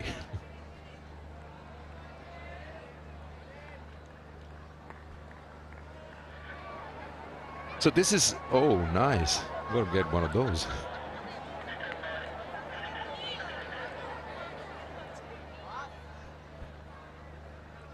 I like those shades. Really? They're different. They were different. They're not on screen anymore.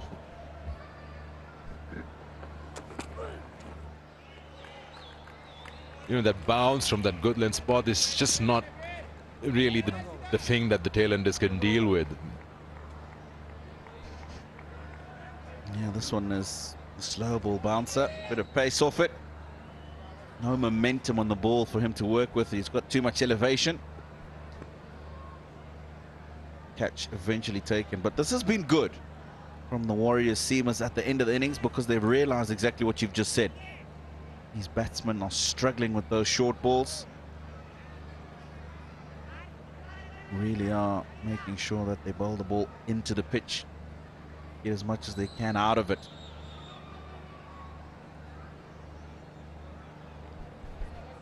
Yeah, it will take some smart bowling plans from the Rawalpindi Raiders when they come out. They really have to work on what works here. See, so these change-ups are working, the variations, and of course bowling into the pitch. It's holding up, so that's the key. And then the wickets come in. I bet their sisters. I usually do find these young kids wearing identical outfits.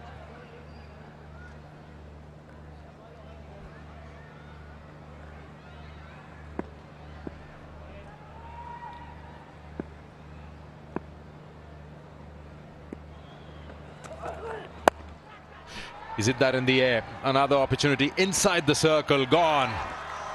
Shahzeb again, he takes a third catch now in the innings. Another wicket for Nabil.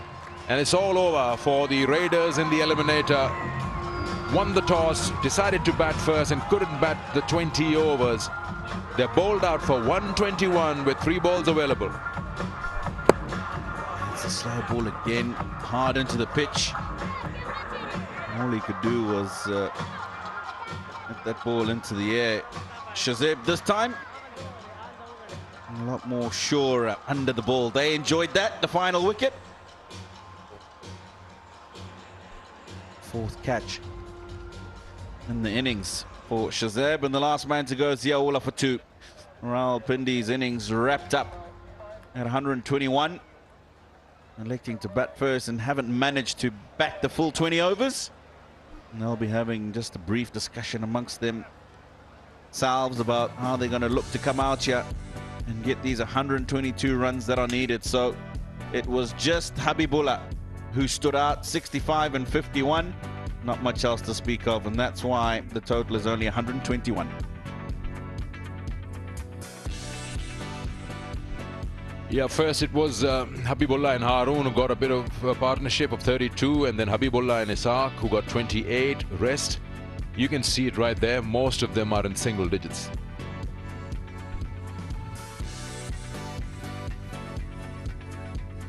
Right, so wickets were taken by Abidullah. He's been fantastic with the ball. Lenham, Nabil and Irfan were the ones to get the other wickets.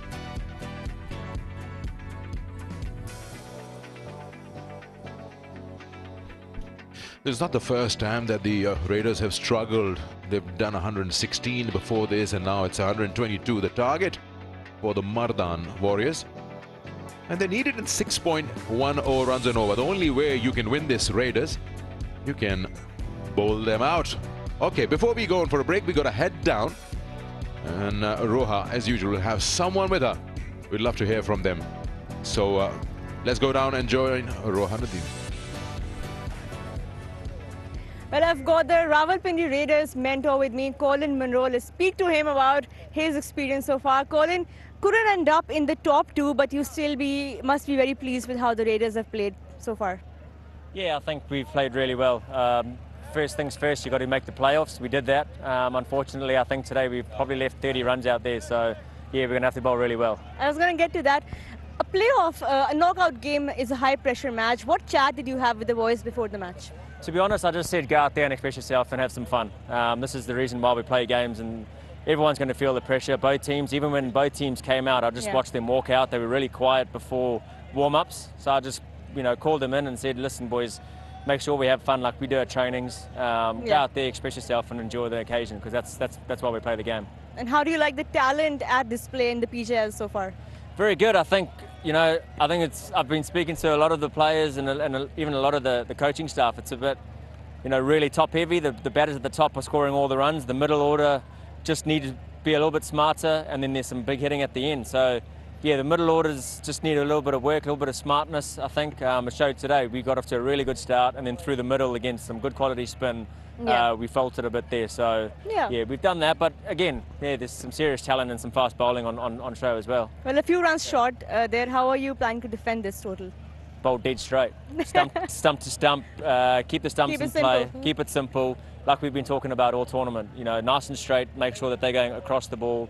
Right. And, you know, we're going to have to field well as well. Well, thanks for speaking to us, caller, and all the best for this one. Cheers. Thank you very much. Thank you. Okay, time for us to take a short break. When we come back, we will show you the innings highlights.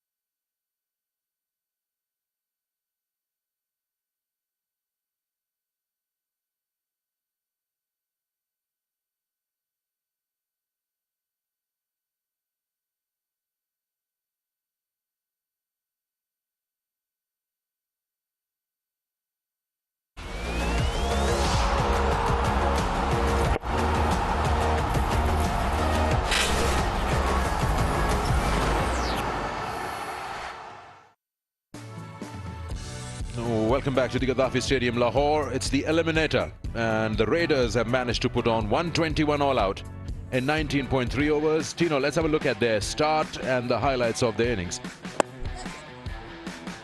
Now the captain, Habibullah, has been brilliant once again. They got rid of the danger man, his partner, Mohammad Isakhil, early.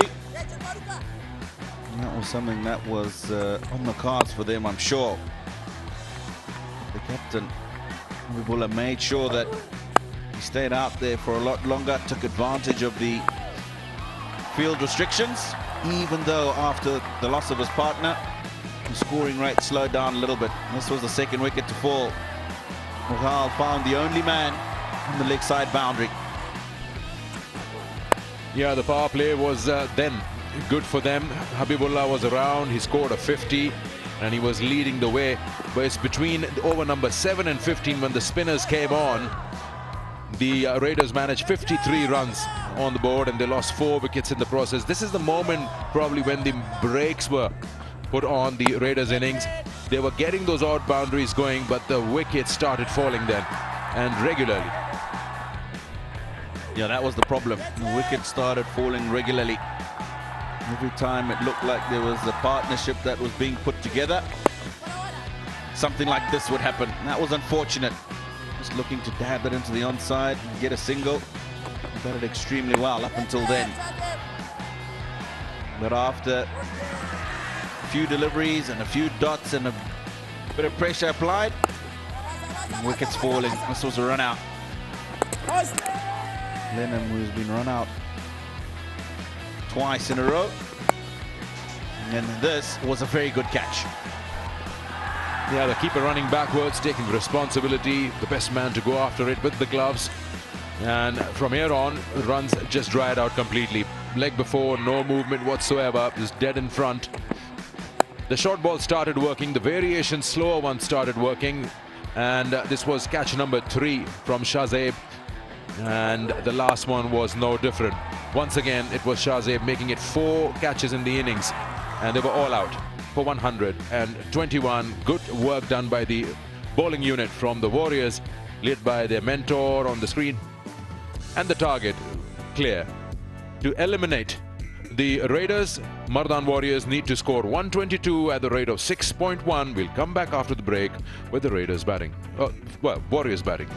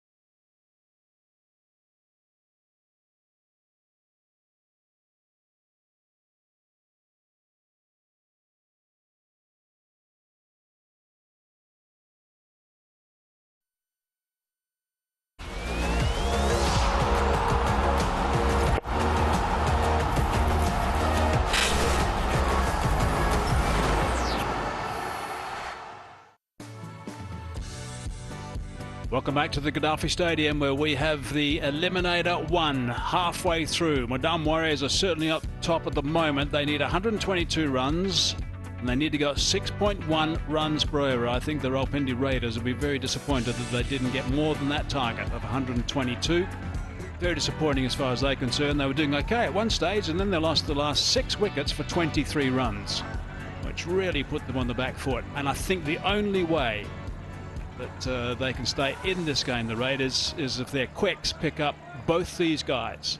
Opening the batting, Shazib Khan and also George Thomas. A couple of guys who have batted very well, been very consistent. They're in, both of them are in the top 10.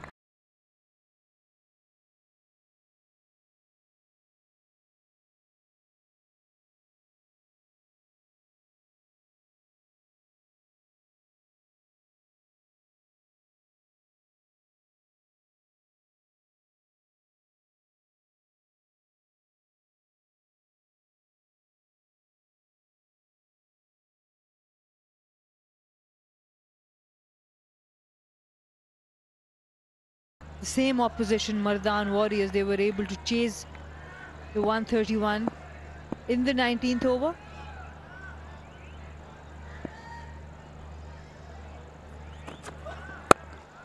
It's a full toss, a friendly one. So on a low pitch where the overall scores have been less and we have got a really good bowling attack as an opposition, setting a target can be even more difficult. And we saw it was only Habibullah at the top with 65 and then not many contributions after him. Right, so it's going to be Amir Hassan and Ali Razak. The two guys are going to have to look to do the damage for the Raiders. Amir with the ball in hand now. And they have done pretty well so far, it's got to be said. There are 10 wickets between them. The economy rate of just above the 7 mark, so they've been striking. They do have Afnan Khan as well, who's been a real trump card for the Raiders. His left arm orthodox. Yes, Afnan has been really good. The bowler who's got a hat-trick in this competition. And that too against the same team.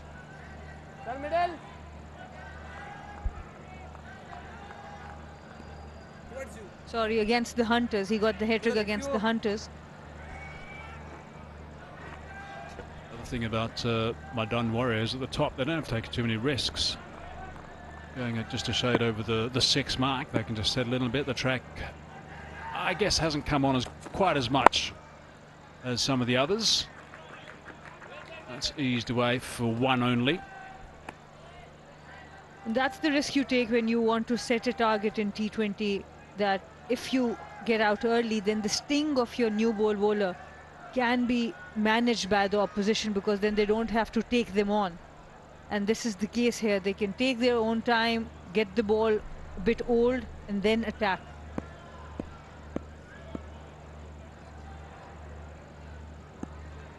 This line has been very good so far. Not too much swing. Nice and controlled. Good lines and good lengths. He's not given any width or any length to the batter, both Thomas and Shahzeeb. And that's where a problem is going to be, because even though he's applying good pressure at the moment, not allowing him to get away with any boundaries or any twos, I suppose, at this stage. It's only 3 singles, that's all they've scored. It doesn't really matter. They can just reset the batters in the next over, and it's okay, let's just carry on, keep going like we are. Let's make sure we don't lose wickets at the top, see off these 2 seamers.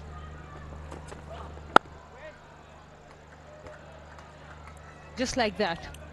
After 1 over, 3 for naught.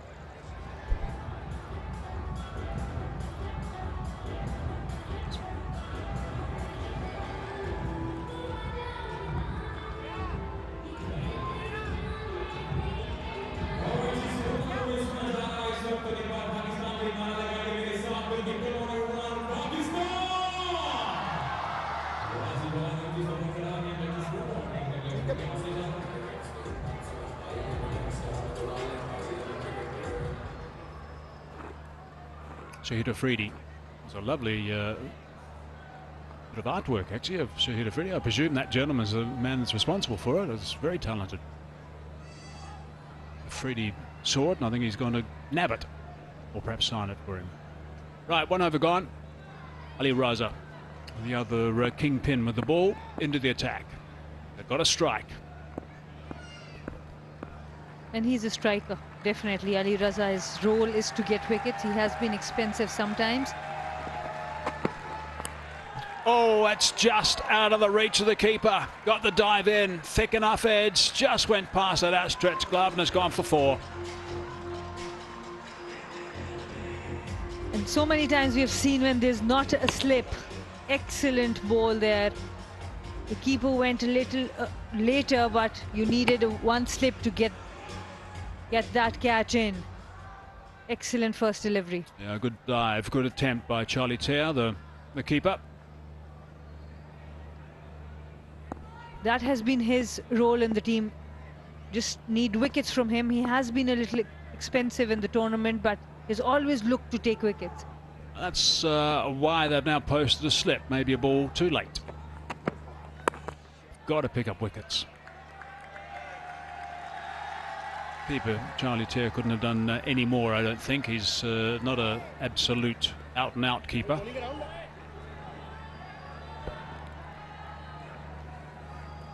This is the second time he got run out in consecutive games. Must be disappointed. Would want to make an impact with the gloves now.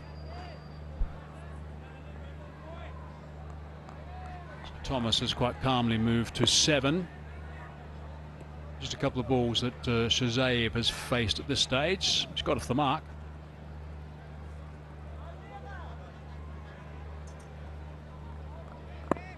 The newer ball will probably come on a little bit better. A harder ball. And as of yet, we haven't seen any swing. That'll be something that the batsman will be reasonably happy with. He's playing through the line, an indication again of no movement. Ali Raza quite tall for his age, and a good release action, extracts a bit more bounce than other bowlers. Another thing which is into this game now, into play, is the fact that the Mardan Warriors power play has been the lowest.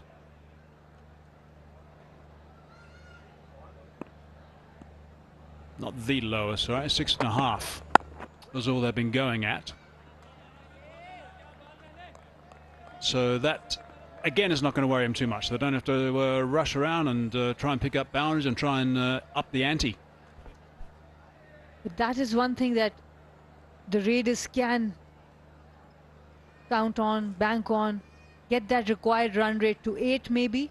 It's 6.22 at the moment. Even if they don't get wickets, even if they can get the run rate up.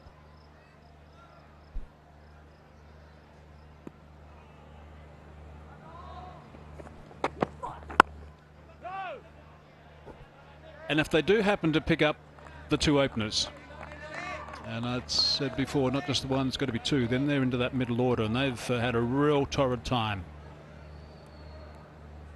They've lost 19 wickets in 5 matches in the middle order at a run rate of just 6.8, so that doesn't augur well.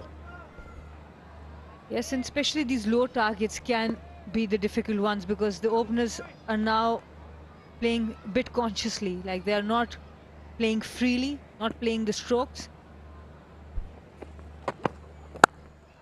Slicing that away, just behind square on the offside, and that's gone for 4. It's a nice way to sign off that over. In the end, 9 from it, 2 gone, 12 for none. This time, bit too full, outside off.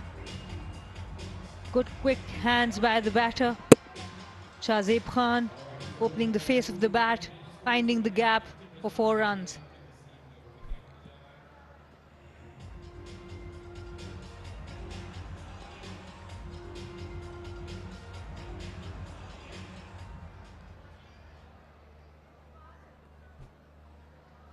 There's the path of the Warriors. The last game against the Sharks, they lost by plenty. Hyderabad. They won by enough. Hunter's had a bit of a disappointing outing. There's a bit of movement, a little bit of swing. Maybe there's just a little bit of shine off, gloss off the ball. Maybe the ball's going to start swinging a little bit more now. Very good delivery. It's finishing within the stumps, and that's the key. To George Thomas, you cannot give him any width. No, not allowed to open the arms.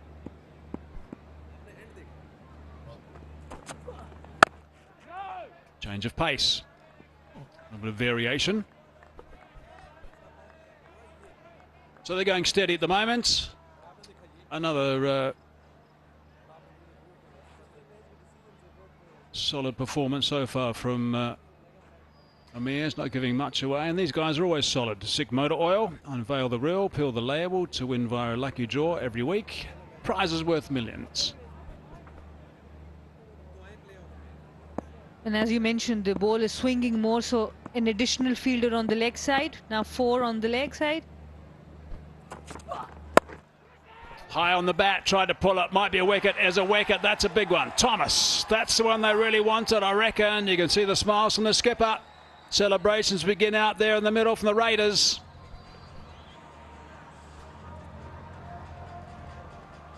And George Thomas didn't get going this time. Tried to pull it, push it off the back foot. Didn't middle it at all. Easy catch for Habibullah. We saw one boundary from his bat. That too was an edge. So it's not been easy so far.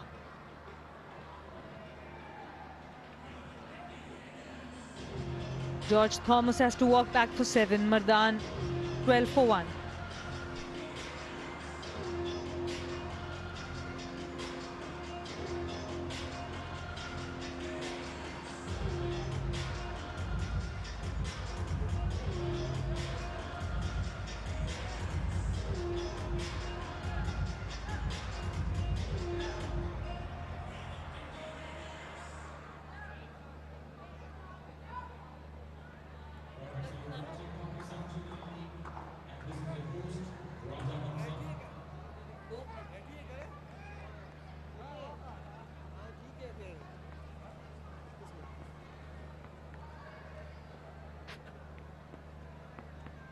Mohammad Farouk. Just the 7 runs in a couple of games. This is his second game. So we haven't seen a great deal of him so far. 1 down nice and early. That's puts a little bit of pressure on someone who we haven't seen much of. Shazay would have had a little bit of a chat to him, I'm sure. Try and calm down some nerves because they'll be there. But they picked up a wicket. Have the Raiders. Mardan Warriors, they do bat deep. They have Archie Lenham. That's the wicket, the last wicket of George Thomas. No pace on the ball, tried to muscle it down. Couldn't connect. Easy catch for the captain Habibullah. They do have depth in their batting, and it's very important that they do not delay the batters in form. In the last match, they did that.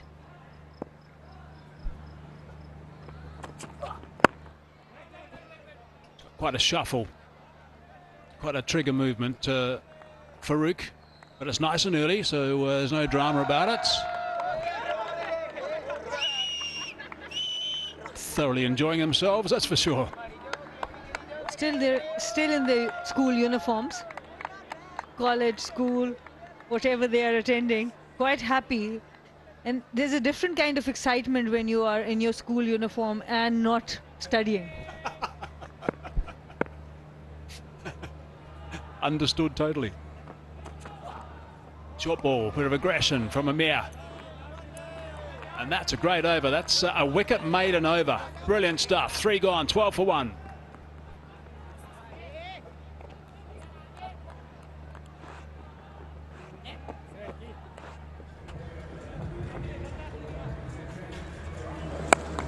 And this is how George Thomas got out in the previous game. Tried to pull and couldn't get the pace of the bowler. And it's pretty similar. This time the ball goes in front. The Previous match it went to the fine fielder, but similar shots, so they have a plan against him. Nicely spotted from the boys downstairs in the white coats, slaving away in front of the machines.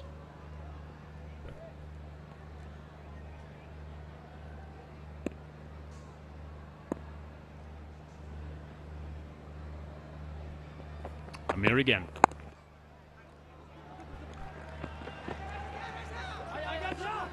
Couple of runs there, straying down the leg side. He's got 3 fielders on the leg side, 6 on the offside, and that's where he needs to bowl.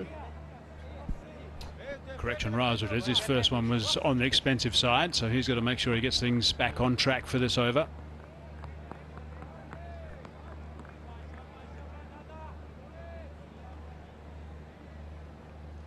There's 3 fielders on the leg side. All the fielders on the offside are coming from the circle. Maybe 1 or 2 can come around that catching, get some extra pressure on the batters. Very good line. It's been impressive actually the way that these young guys have not had any problems bowling around the wicket to left-handers. Extract some bounce, high arm action. A lot of control. It's not easy to bowl these lines both to left and right-handers with the new ball at this age. Displaying really good skills. What to try and do is keep Shazab quiet so that he feels a little bit uncomfortable. Should be the name of the game at the moment. Just try and rank up some dot balls and stop some boundaries. Not to be. 4 runs. I think we've seen that shot before today. Same mistake from Ali Raza. It was with an offer. The moment he tries to swing it from outside, bring it into the left-hander, that's the problem. It gives room to Shazab Khan to play with. And he times it really well. This time, this one is even a better shot than the last one.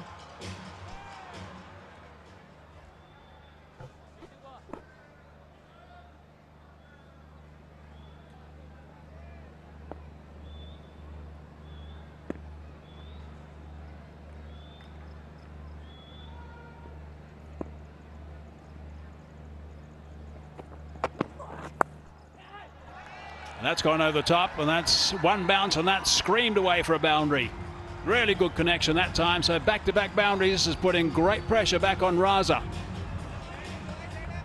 That's good batting, putting pressure onto the bowler. Just 3 fielders on the leg side. He went full, got hit on the offside. This time, adjusted the length a little too much. A quick swivel, and goes for 4.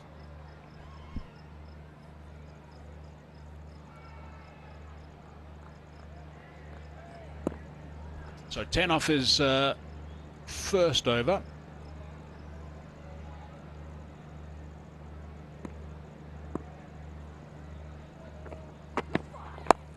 And he's picked that up as well, so the runs are coming quite comfortably. That's a beautiful drop kick. That's gone for 6. And this is the over that changes the momentum of the game. 3 boundaries in 3 balls. There was a lot of pressure before these 3 deliveries on the Mardan Warriors. He faltered with the length and with the line this time. 3 fielders on the leg side, full onto the legs. Excellent connection. And that has been the problem of Ali Raza. I've been talking about that. Yes, he is a wicket taker, but he gives away a lot of runs, and they don't have those kinds of runs tonight. Run rate is up at almost 7.5 to the over. Spars at that. No great excitement because 16 runs off that over. 4 gone, 28 for 1.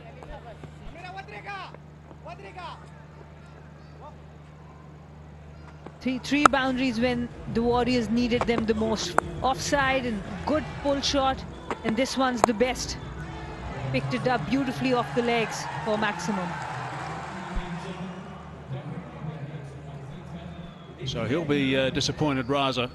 His 2 overs have gone for 25.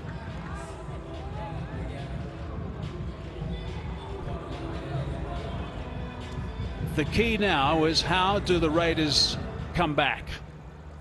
Mardan Warriors are pumped up. They're going at 7 runs to the over, 28 for 1 after 4. The Raiders have got to pick themselves off the floor and come back now. And the best way to do that is to pick up a wicket, and that of Shazay would be ideal. Shahzeb is having a good night. He's already taken 4 catches in the field. 21 of 12.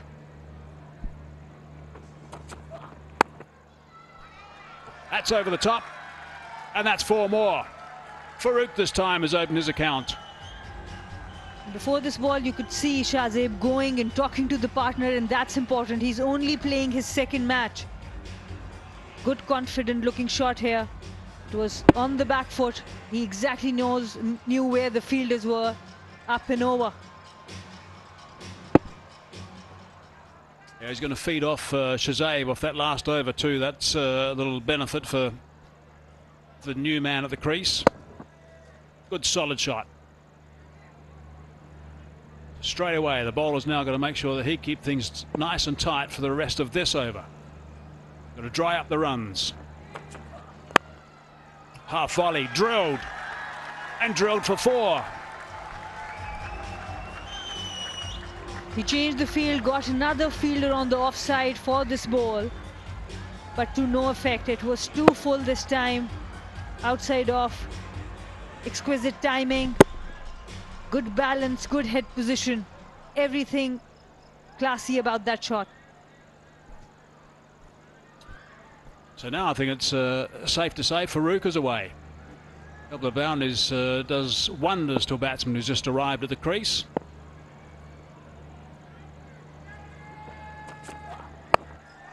Short, gets the pull shot out, and he's got that away as well. Terrific batting. 3 boundaries on 3 consecutive balls on this over and the last one. 12 of 3 deliveries. This time he was not fully in control, but there was no one deep pine. Even a half connection means there are 4 runs on offer. He was a bit worried, I think, at the last minute, the man at deep square leg.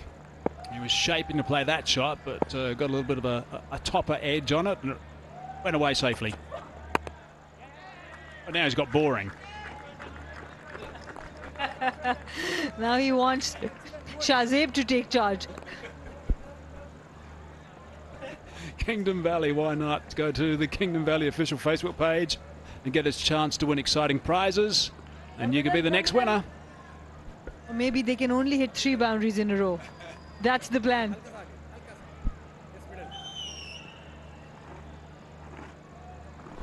Played nicely, Farouk.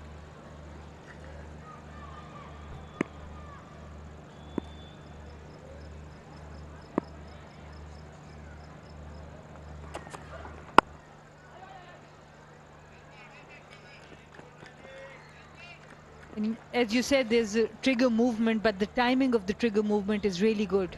When the bowler is about to release the ball, he's very stable. 30 runs on the last 11 balls now. Have a look at these movements from Shahzeb. Nice and compact, nice and solid, nothing too excessive, just a little bit of a shuffle across. More from Farouk, it's a bit more of a walk across, but still effective, and importantly, at the right time. 15 runs off that over, 5 gone, 43 for 1.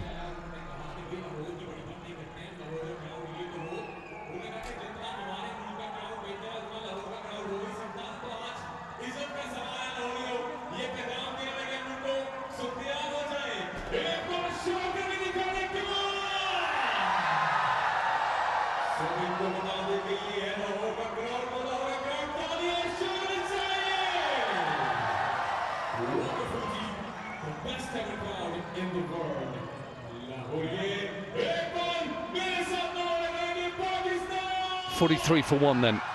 5 overs gone. There's 1 over left of the power play.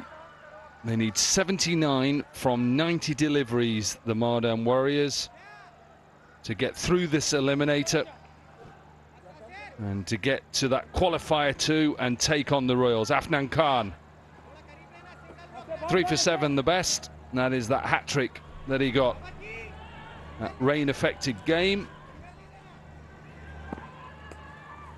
And if they are to get back into this game, that's a beautiful looking shot. Wow. Tino. I know all the fielders up on the offside, but I just like the way he got through and he got his hands through the ball. Yeah, if they're going to entertain thoughts of winning this game, they need to get rid of Farouk and Shazib as quickly as possible. The onslaught has been fantastic up until now.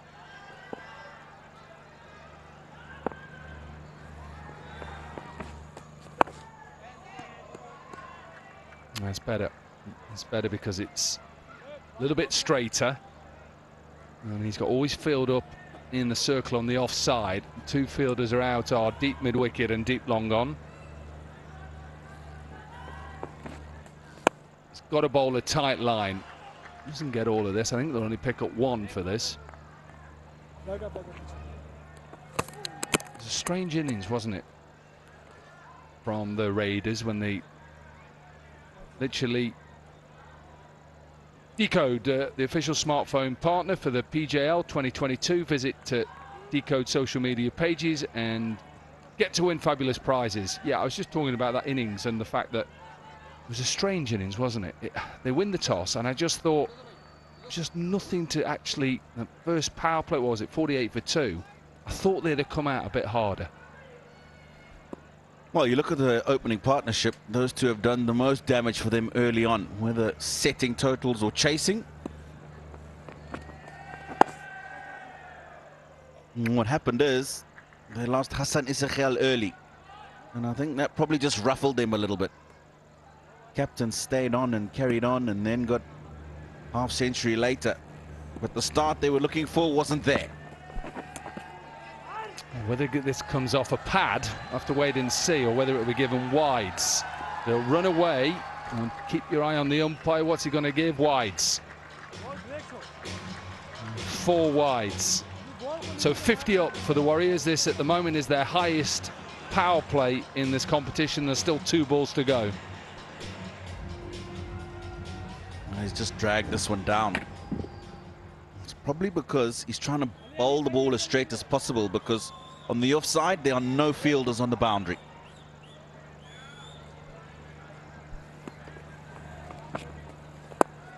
Yeah, I get what you mean about obviously the early loss of Ezekiel, but I just thought Habibullah, it was good that he got to a half century, but I just think in this sort of do or die situation, be brave, go after it. Good power play, good end to the power play for the Warriors. They get themselves to 54 for 1.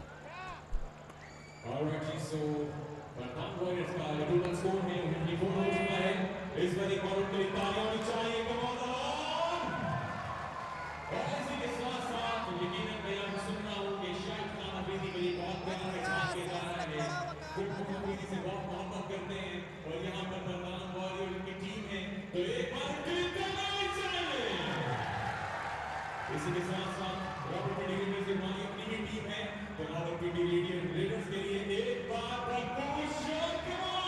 54 for 1 then. It's the end of the power play, so the Raiders will just be allowed to push a few more fielders out.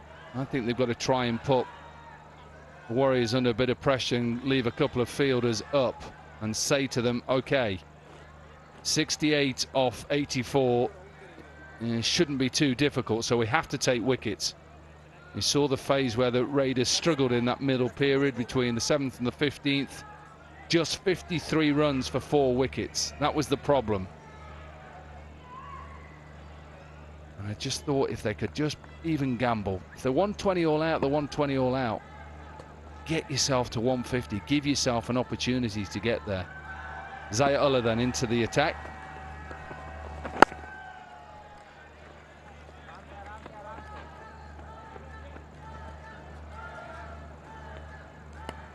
First time we seeing him coming into the attack today. Best of 3 for 22. 5 wickets in total in the Pakistan Junior League.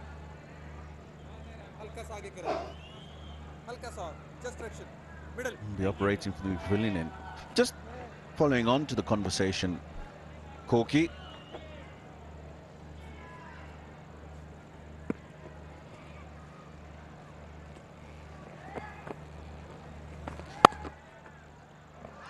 Oh, that's put away. That is put away.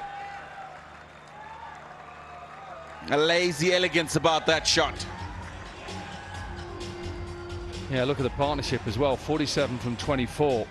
And even though they lost George Thomas early, they've just come out with that belief, even though they're chasing a low target, they wanted to get this game done quickly.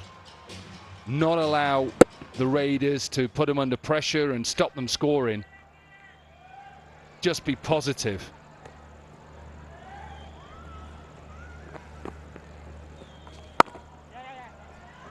Going back to our conversation, I think what might have been in the back of the mind of the captain of the Raiders, Habibullah, is the fact that nobody else was getting runs around him. 65, the only significant contribution. I think he thought, if I try and chance my arm here and I get out, then we're in a bit of trouble. Yeah, I agree. And he was in a difficult situation, but I'm a big believer as a coach, as a former player, if you're going to lose, go down with a plan that we were trying to get that. If we don't get that, we can reassess. If we're 6 down at 12 overs, okay, we're 6 down. Got to show intent. You can't be frightened in these situations. The word eliminator is a horrible word because it means one thing: you lose, you go home.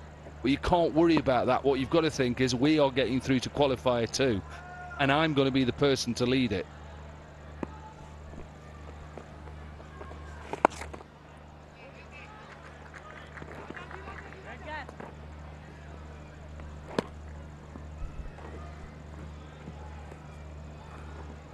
And that's what they've got to try and do now. Hit that.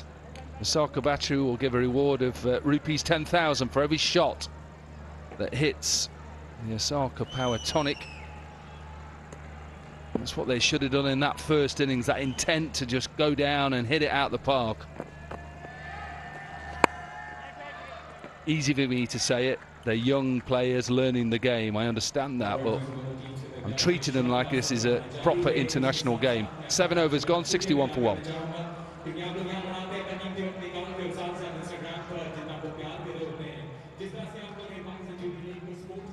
And that's what I mean, that bottom left-hand corner. It's a horrible word, eliminator. But can't think about it. Got to think about qualifier 2. And at the moment, the Warriors are absolutely cruising to take on the Royals in that qualifier 2. And eventually, qualifier 2 tomorrow night. We'll then go on to the final on Friday and take on the Sharks.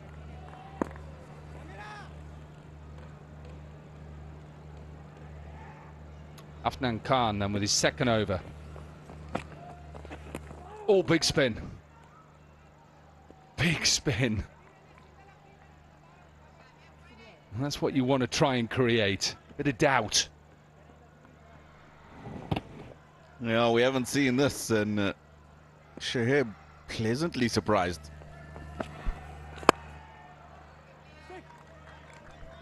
You like the look of him, don't you? I can tell. You've got that smirk on your face as a batter. No, I do indeed. More so after that stroke. You've just got a ball that's turned and ripped towards you. He's made sure he's got himself on top of the spin. There is some extra bounce that would have been there. He was in a position where he could control it. Confident stroke. That's a 50 partnership as well. 50 off 30 deliveries. So just 60 required now.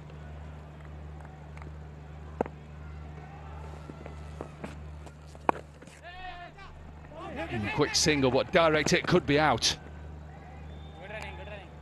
Already had one run out in this game, which was Charlie Terry, who just ran himself out. And just think, keeper That's the danger. That's the only man who can run you out. Direct hits. He's miles away. Probably would have been okay.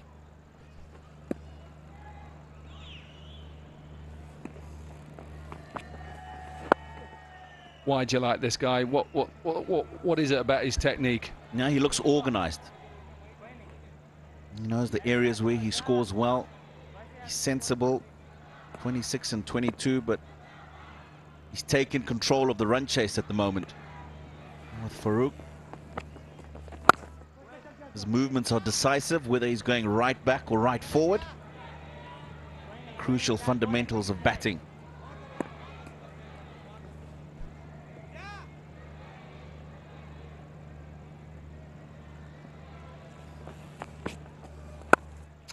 Good over from Afnan Khan, just 2 runs from it. 8 overs gone, 63 for 1.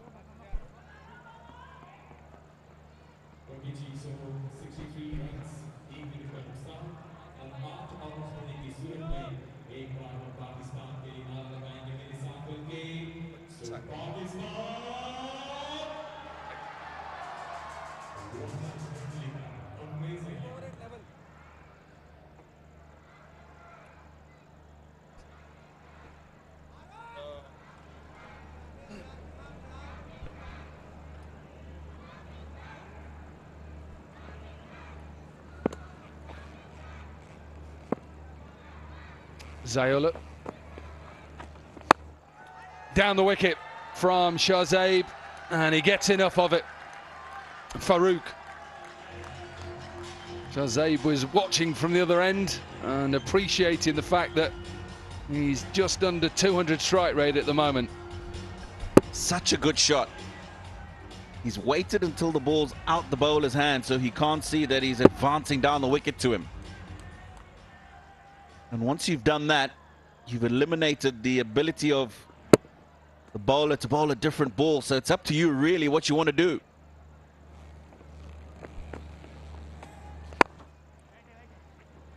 I don't know if you picked up that lovely picture of all the groundsmen who've worked so hard. They're expecting a little bit of rain overnight. I got told between about 3 and 6 o'clock in the morning. So this will all be covered. Ready for that qualifier 2. They work so hard, don't they? Yeah, hats off to them and the curators as well.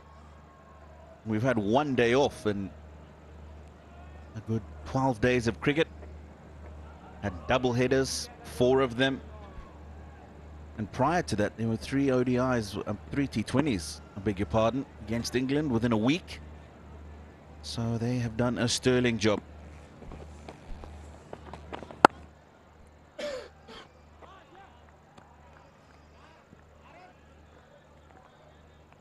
Yeah, and it's a thankless job, really, in a way. As a former player, forget about how many hours they are here, cutting grass, preparing pitches, getting rid of horrible rain when it floods the outfield, more so in England than here. Yeah, they work so hard. And the pitches have been excellent as well. And speaking to the main curator, and he said that these pitches have only really been down 2 months. In England, if you relay a surface or relay a square, it'll probably take a year to settle. And these have just played brilliantly. And put in that England played here, some T20s. Great, great wickets here at the Gaddafi Stadium. 9 overs gone, 71 for 1.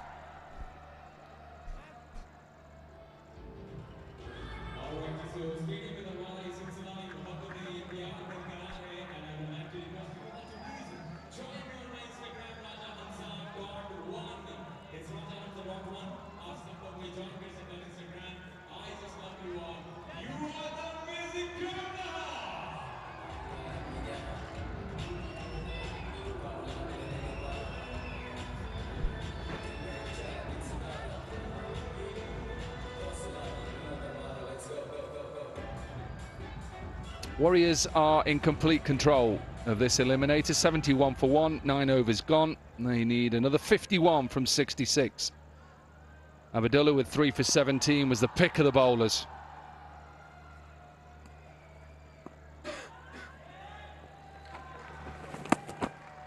Change of bowling. This will be given a wide.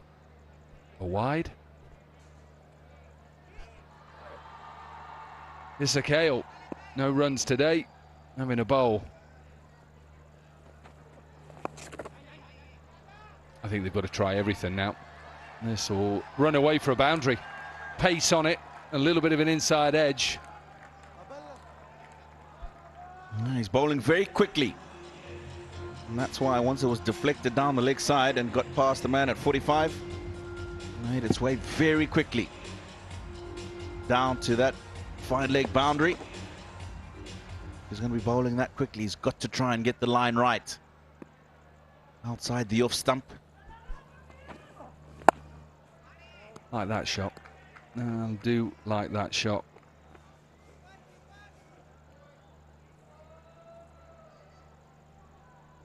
I like the fact, as you say, he's in control. Gets himself in position. I like the way that he goes deep in the crease as well. He gets forward. Shahzaib. It's been a good partnership, hasn't it? 65 from 43. It's just taken any panic that was in this game out of it. Oh dear. I don't know how to describe it. It could be a wicket, this. It is a wicket. Halfway down, long hop, and Farouk has just lobbed the ball in the air, and it is the second wicket. Well, you said you got to try anything at this stage, and anything's worked. I'm not so sure how to describe the delivery. Yeah, it's done the job. That's what matters. Looks like it's almost gone through that hand, actually. But lodges safely in the end. The end of a good partnership, 65 in just 44 balls. Look at that reaction. He knows he's not deserving of a wicket with that delivery, but it doesn't matter. Farouk's look good, 32 and 20. Mardan Warriors, 77 for 2.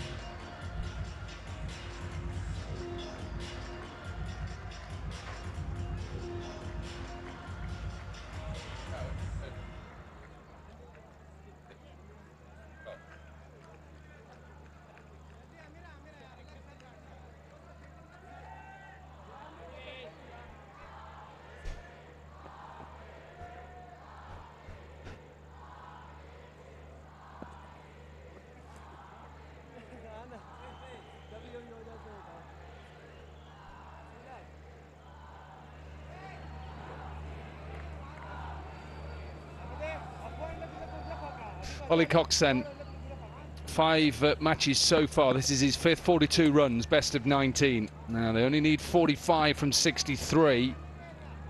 Can the Raiders just put him under a bit more pressure here? Take a couple of wickets. Maybe look to get Shahzaib out as well, and then all of a sudden cut the boundaries out and put the new batters under pressure. Absolute pie, you would say. Not a great delivery, but they're not bothered.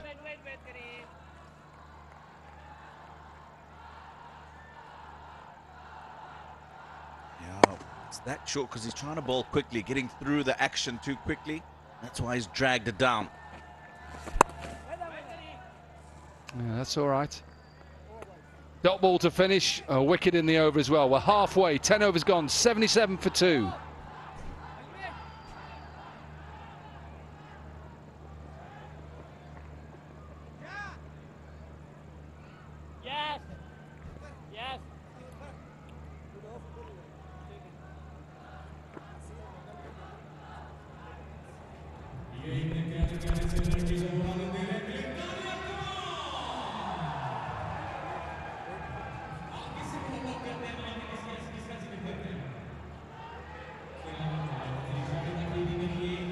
The batting has been really good so far for Mardan Warriors, especially Shahzaib Khan and Farouk.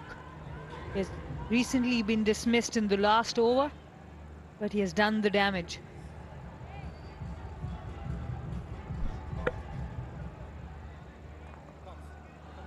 It's all Warriors at the moment, 45 or 60. This shouldn't be a problem. 8 wickets in hand, unless the next 5 overs produce something special from the bowlers or the fielding unit. And if they have something up their sleeve, they've got to bring it out now, because this is the eliminator. Otherwise, they'll have to wait for another year for the next edition of PJL.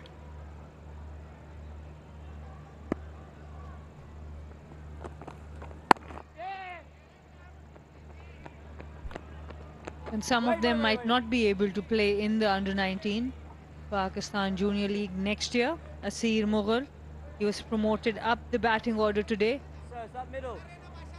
Not able to have an impact with the bat. Maybe he can bring things back for the Raiders. Thank God there's no age limit for commentators on PJL. Otherwise, it'll only be Tiro coming next year. He's the youngest of the lot. Absolutely. He can come for another 10 years. He can actually play for the next 2 years in the under-19. It's very tough because when a situation demands 4.5 runs and over, there's no way that the batters are going to look for any sort of chances. They'll just wait for the opportunity. So in terms of field positions or in terms of bowling changes, Habibullah, the captain of Raiders, will have to create opportunities. Otherwise, this is not even run a ball. That is why in T20 cricket, a lot of teams want to chase. As you can be more in control while you're in the chase. As a bowling captain, as a bowler, there's not much you can do here. See, that's what the Mardan Warriors captain did. Now they saw that Habibullah going well, he's good behind the square on the offside, so they didn't give him anything outside the off stump. They kept on bowling with those spinners on his legs. And he was forced to push for these singles in the mid-wicket region, and for 5 overs there was no boundaries. That's a really good point, and the important thing was that the leg spinners were operational. It was not left-arm spinners. Even with the leg spinner, their line was on the leg stump. And it was that middle period where Habibullah was still playing, but they were not able to accelerate. Only singles with Haroon Arshad. Between 7 to 15 overs, they only made 54 for 4. And that was the turning point for me, because in the power play, they were pretty good. 48 runs is a decent power play.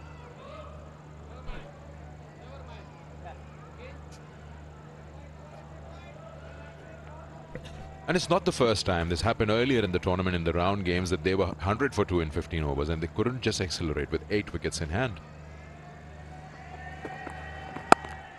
That's a shot, but we'll find a boundary here or not. No, there's protection. So for Habibullah to say at the time of the toss that we want to bat first, and it's not the first time they have, the batting has been giving up on them. 11 gone, it's 80 for 2. And it's also the moment where we're going to have the timeout.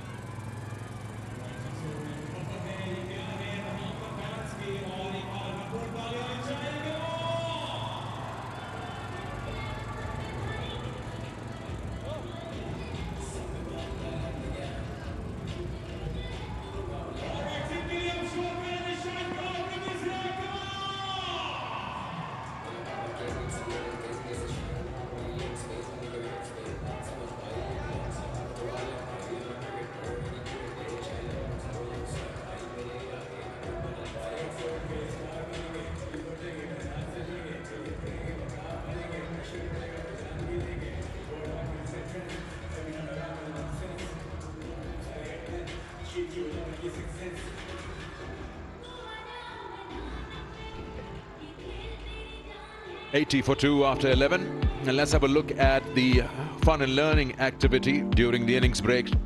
Shahid Khan Afridi playing along with these young kids.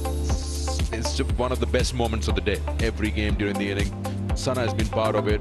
Colin Munro also just swinging his bat just to rub shoulders with these absolute legends of the game. It's a moment that these kids will cherish and enjoy, and the photographs will be a memory to keep.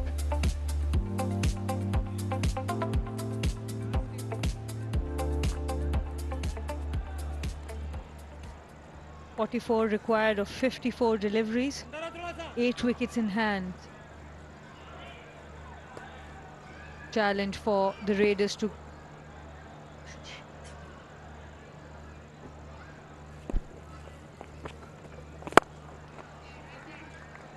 So Sana, you've been a captain, of course, at the highest level. I'm not going to make it very technical, but if you're Habibullah, so what are you looking at?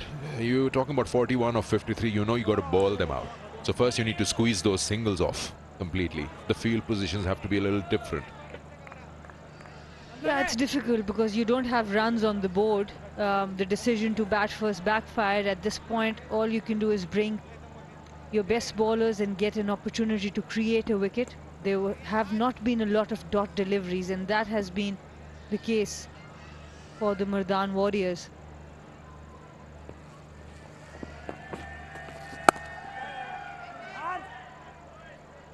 So he brought a part-timer, Hassan Isa Khail. He got 1 wicket, so now he's brought in the actual bowler Afnan.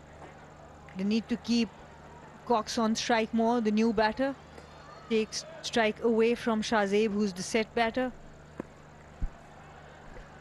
Yeah, he's faced 9 deliveries for his 3 runs, so keep him on strike, and more Shahzeb by the non-strikers will make him do something out of the box, something out of his comfort zone. Because if you take the game closer and closer, it's just about 2 good overs somewhere. Once it becomes runner ball, then a wicket or 2 might be purchased somewhere.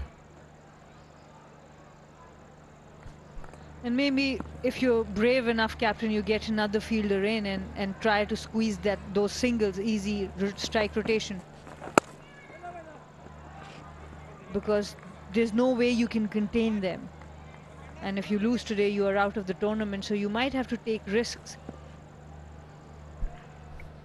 Here's a short mid-wicket, a short cover, so the 2 men wanting to stop the singles. That's in the air, but it's not hit well, so it won't reach. You almost feel it's a deliberate push. Half shot. That's the bottle is waiting to be hit. You win 10,000 if you beat the Osaka Battery Tonic board and win yourself that prize. There's a chance now because there's a left-hander on strike and it's right on long on.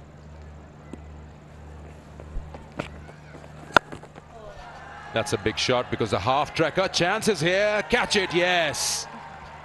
Now he would be thinking, Shahzeb, that was it necessary? He's picked the fielder in the deep and he's taken that on. And eventually, this is a wicket that probably Raiders were looking for. This could be the opening, that 1 foot in back in the game. And it's Afnan Khan again with the wickets. The important wicket of Shahzeb Khan. He wanted to go big. Good catch in the deep. Haroon Arshad. Very good knock by Shahzeb Khan. He looked so good. 35 of 32. Mardan 84 for 3.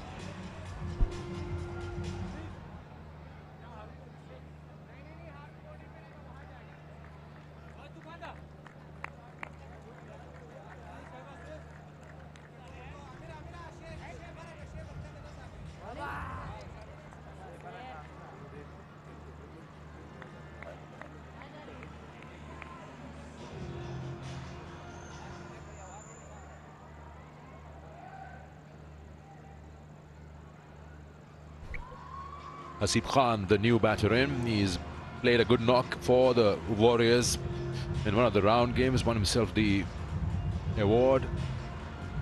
49 not out was that innings. He looked good technically as well. Good leg spin bowler. Utility cricketer for T20.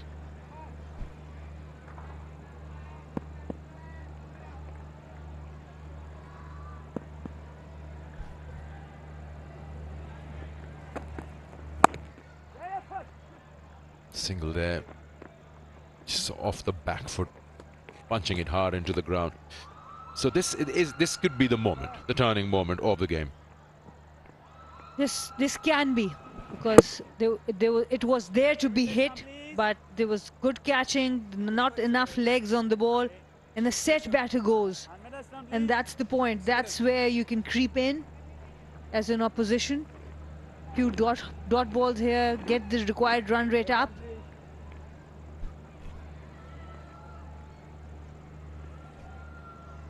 So Hasib yet to face a delivery, and 12 deliveries, that's 2 overs for 5 runs for Cox. Got to take 2 wickets here right now to get back and Raiders survive. Ollie Cox didn't play the last game. He sat out of the match, so taking his time in this one.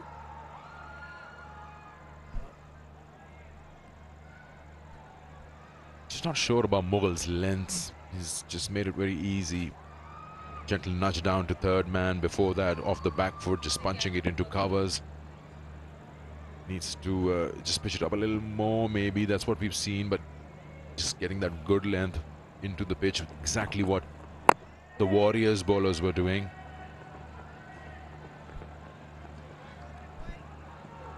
And this is all Ollie Cox needs. He wants to stay there, take singles, because the required run rate is still under 5. He's low on confidence, didn't play the last game, has not been scoring a lot of runs, dropped a catch in this game. So if he can just nudge the ball around, can go to that 15-20 runs, then he'll have even more confidence finishing the game.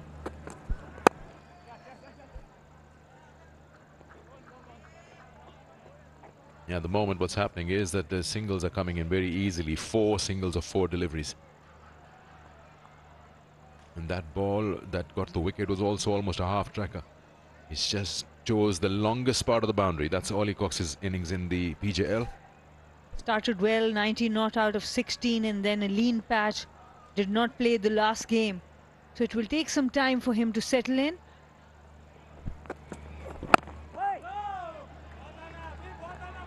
He's played, I think, run a ball. Almost like that. He's more of that bowler for the Warriors than the batter. His number has been high up in the order. He's an all-important number 3 he's playing. And because the way Shahzeb and Farooq played, he can take his time.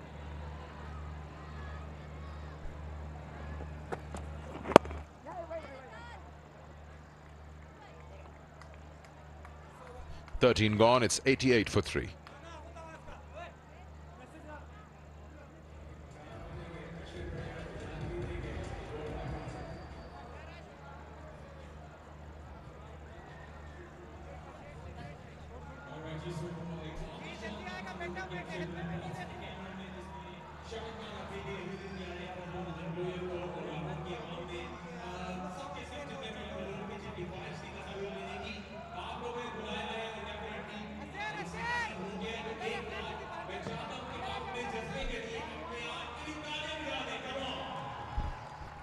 Seven overs to go, 34 required. It's been an overall Mardan Warriors performers who've been leading the way. They've kept the game in their control. They didn't allow the Raiders to bat 20 overs. The only thing they've lost is the toss. But that too, they got what they wanted. They wanted to chase.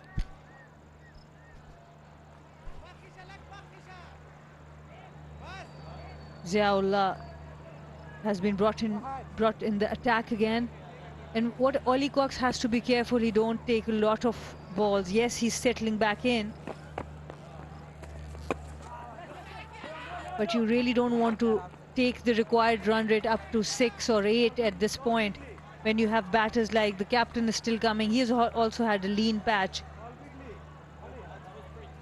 But there's Daud Nazar, and Archie Lenham. They have both been in good form. Whenever they have come in, they have scored at a good rate.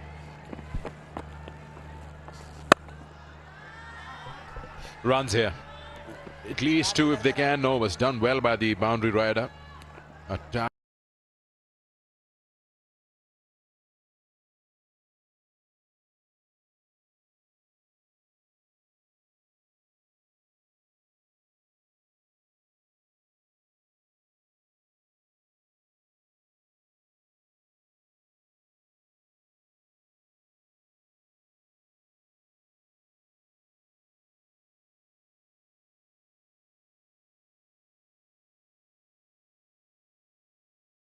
In exciting prizes, courtesy Inverex Solar Energy.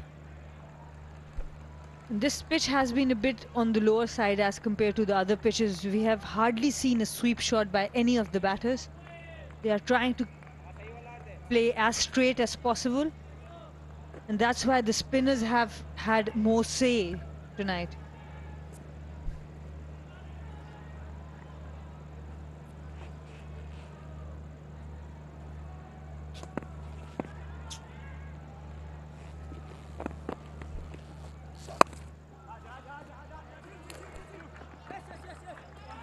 This time they'll get two.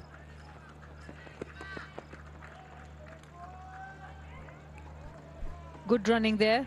4 of the over, 4 balls gone, and that's how they need to play. Good to see families, children, boys and girls coming here, enjoying cricket.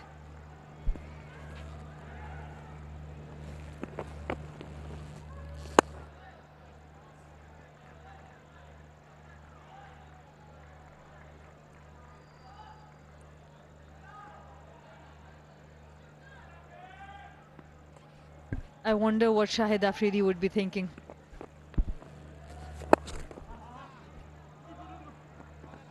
Once again, I don't know what he is thinking, but surely it's not the way he would have taken on with the bat. 93 for 3, 14 gone.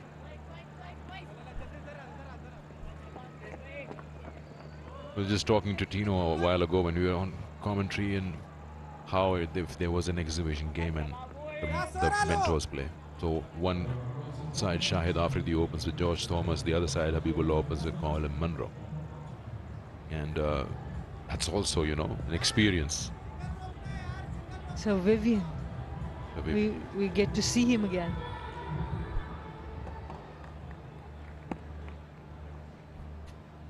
He'd be a happy man, because the way Warriors have played, especially their bowling unit, throughout the tournament has been very good, very impressive, defending low totals. They've had their share of losses, but they've come back strong. And remember that they are coming into the eliminator on the back of a loss. Is the sun still out, Sikandar? No, but it's all about style. You do not compromise on that. The line is from the bowler is not really helping. Boundaries is what they don't need, and the singles are a problem for the Raiders. Habibullah, all he can do now is that he can get an extra fielder inside the circle. That he has done. 5 fielders inside the circle. Shahid Afridi enjoying his time outside. One of the famous spectators of the stadium, the cat. Shot. That's a good shot. So effortless back foot punch. It just didn't allow the boundary rider to run to his right and cut it off. And that will really give a lot of confidence to Ollie Cox, who has been there for some time and only taking singles. But a shot like that, on the up, excellent weight transfer. Full face of the bat. Beautiful shot. Yeah, boundary after 5.1 overs. 31 deliveries.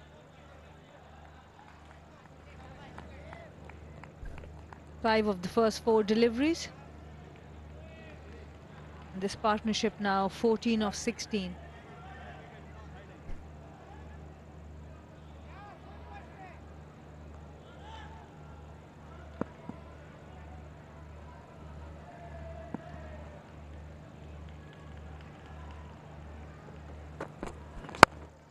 straight. That's a shot. That is a shot and a half.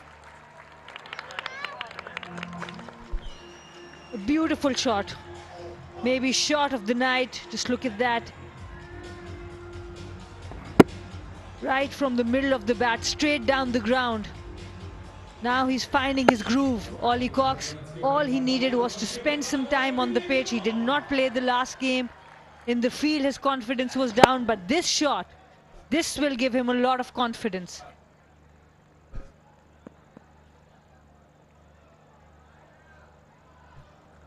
Now he's interested. He likes what he's watching.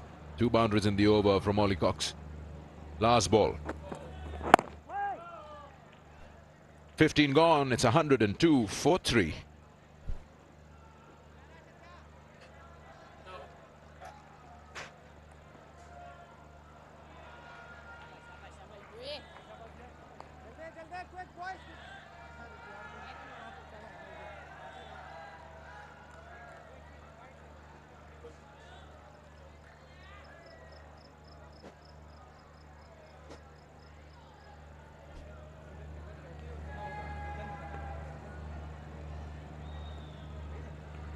What? 20 off 30 balls. 7 wickets in hand. You would think that the Mardan Warriors are going to do this quite comfortably. I must admit, I did think that not so long ago when the breaks were suddenly put on proceedings.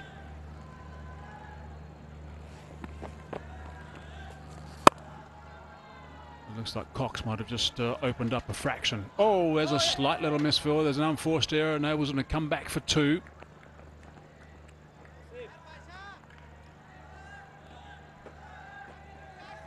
At one stage, it looked like they would get home a lot sooner than they have. But what's important is getting home. 18 and 29. Yeah, just a reflection on the slowdown. It was between overs 10 to 15, scored 31 runs. They lost 2 and 17 dot balls. But they've got a little bit of a spurt going again now.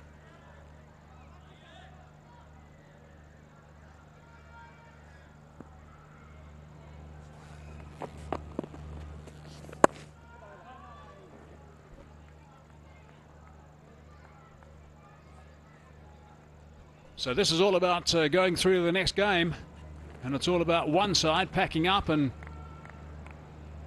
getting organised for next time around, next year. Which will be a major disappointment, of course, for the side that goes down, because it is eliminator number 1. But gee, they would have, whichever side it is, whether it's black or red, they would have had a terrific time so far, but one of these sides is going to be able to continue. He's been a little bit more animated over the last 5 or 10 minutes. It's a little bit shorter and wider, just to the sweep up. Now, you'll be pretty happy with the way the team has performed, of course, throughout the competition, but in particular tonight.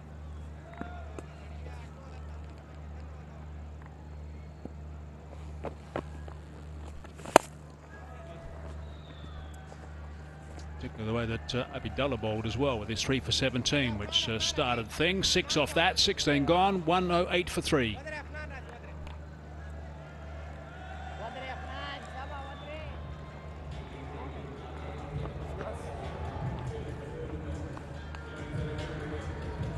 Here's a look at the playoff tree. The Sharks, winning qualifier number 1, have gone all the way through to the final. You can see that. Now if you go right at the bottom left of the screen, the eliminators in effect at the moment. The loser of last night, the Royals, have gone to the qualifier number 2. The winner of the eliminator, which looks like it's going to be Mardan tonight. They're going to go and join the Royals in qualifier number 2, and then the winner of qualifier number 2 goes through to the final. So it's a bit of a long way around, potentially. But the Sharks, it's a big advantage to them going straight through to the final, particularly with those 2 finger injuries they had from last night. Oh, that's fairly close.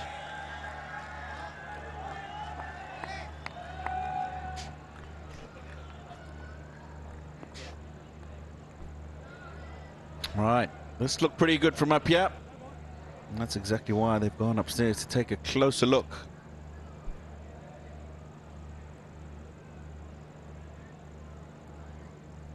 That front foot's all right.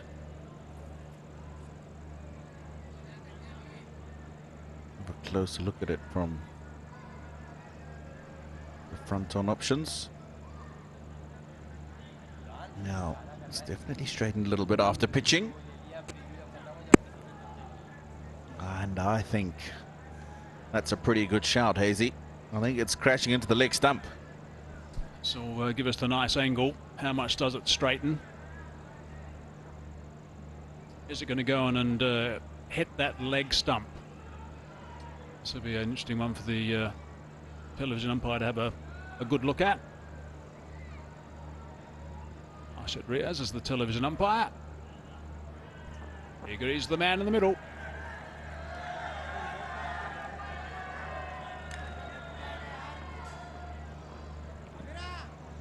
I think Shahid Afridi perhaps thinks that was a little bit close.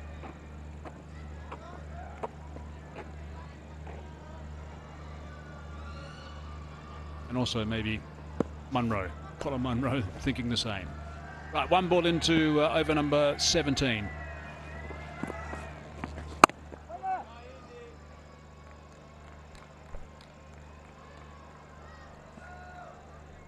They're all pretty much academic now unless the wheels fall off this carriage.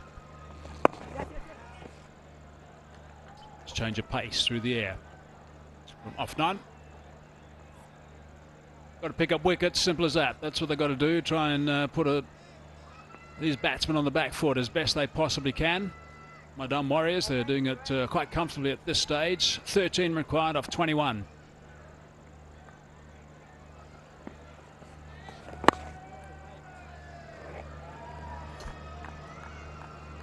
Nice to have Zig Motor Oil involved. Unveil the reel, peel the label to win via a lucky draw every week. Prizes worth millions. But a flight that time.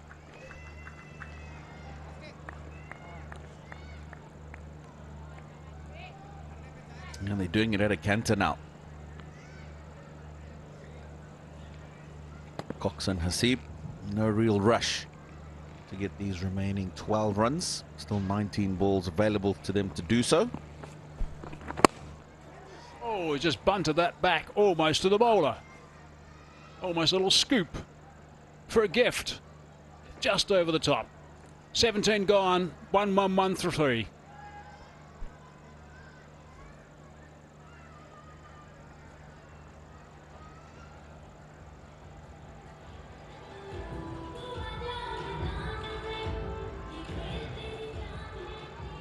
When you only score 121 after winning the toss and batting first, that puts almighty pressure on the entire team. They've got to really sharpen up after that, particularly the bowlers. They'll need a bit of luck as well. But 121 for the Raiders, not even in 20 overs. Meant they had to get both Shazab and also Thomas as quickly as possible. They got Thomas straight away, but Shazab was there for a while and played well for his 35 before he holed out. So just 11 now, that's all that's required.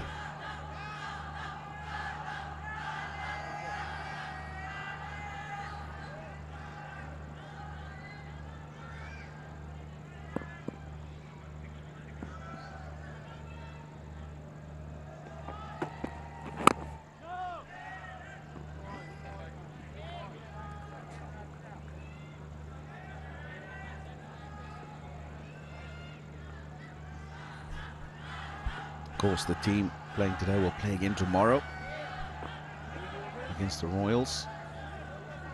And whoever wins that gets into the final. Potentially, if the Mardan Warriors continue with the good form they're in, they'll be playing 3 matches in a row, including that final.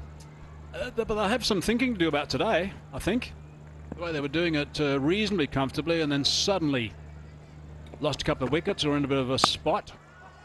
Needed a couple of shots from Cox, actually, to get them back on track. I think there's too much wrong with the surface.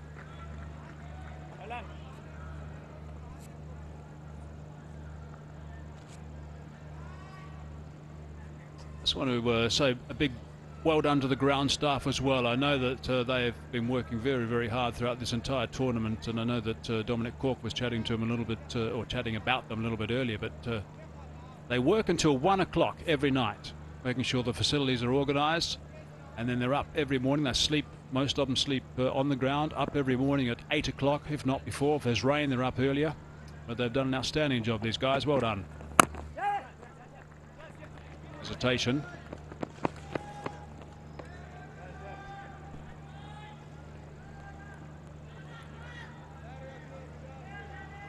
Yeah, that's them. They have done a wonderful job. You're absolutely right, Hazy. They have the hose out at the end of the day. They make sure that the practice pitches are just getting a little shower and then a roll tomorrow morning so that it's still nice and firm. These relayed surfaces as well have really performed beautifully. Going straight to the man at mid-on.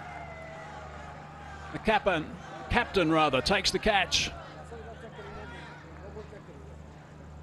Correction, Isishgal was the man that took the catch.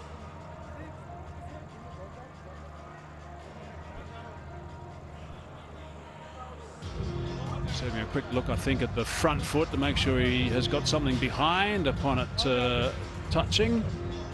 Just enough behind.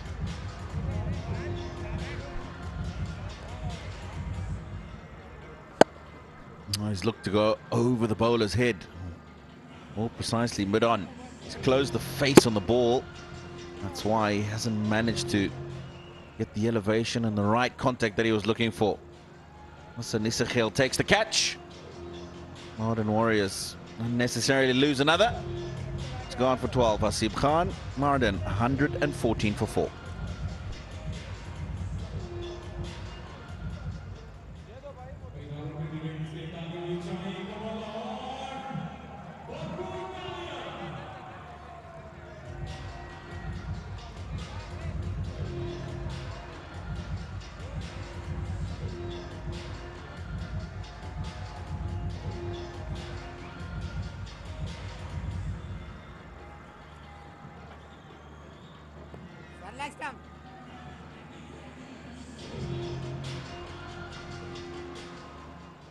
Abbas Ali now has arrived, playing his 6th game. Not too many runs under his belt. Won't matter too much, I don't think, because they only need 8 from here. Shouldn't be any dramas with the wickets in hand they've got as well. Just a couple of solid blows will get them home. That'll be 1 off the mark, I think. Maybe come back for 2. Nope, settle for just the 1.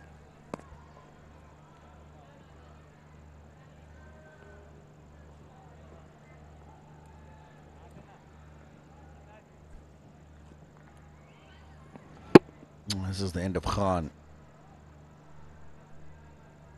Apart from closing the face on it, looks like it just came off the bottom part of the bat. You can see the disappointment. He knew what he wanted to do, just the execution.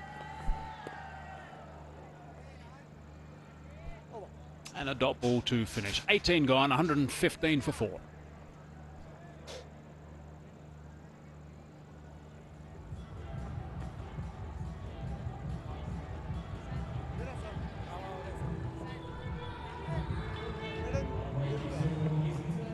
Quick look back at this batting card. Thomas, who's played so well so far throughout the Pakistan Junior League, going for 7, so we didn't see too much of him today. Farouk played some nice shots for his 32.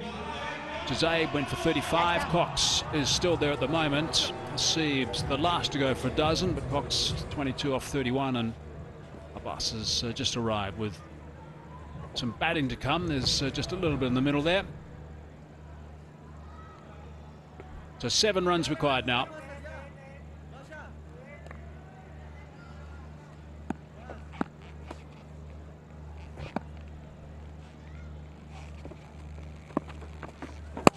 Oh, that's a bit of a short delivery, but it didn't bounce at all. And thankfully for that gentleman, it didn't hit the timber. Yeah, I'm surprised. Couldn't have been too far away from that off stump.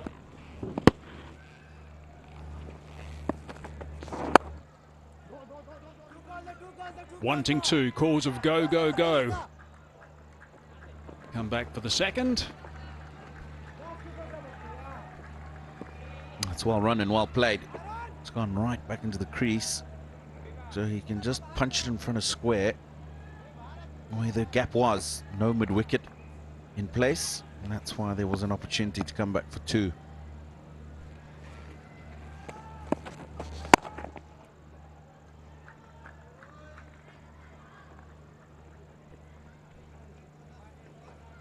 One shot away from winning this one now. He'll be happy. Shahid Afridi, the mentor. They get up here. 9 balls to go. Just 4. That's all they need. And that's just tipped away down to that vacant third man region, and that's gone for 4, and that is the victory. Mardan Warriors get up and win this. Really outplayed Rawalpindi Raiders, and the Warriors continue. They stay alive.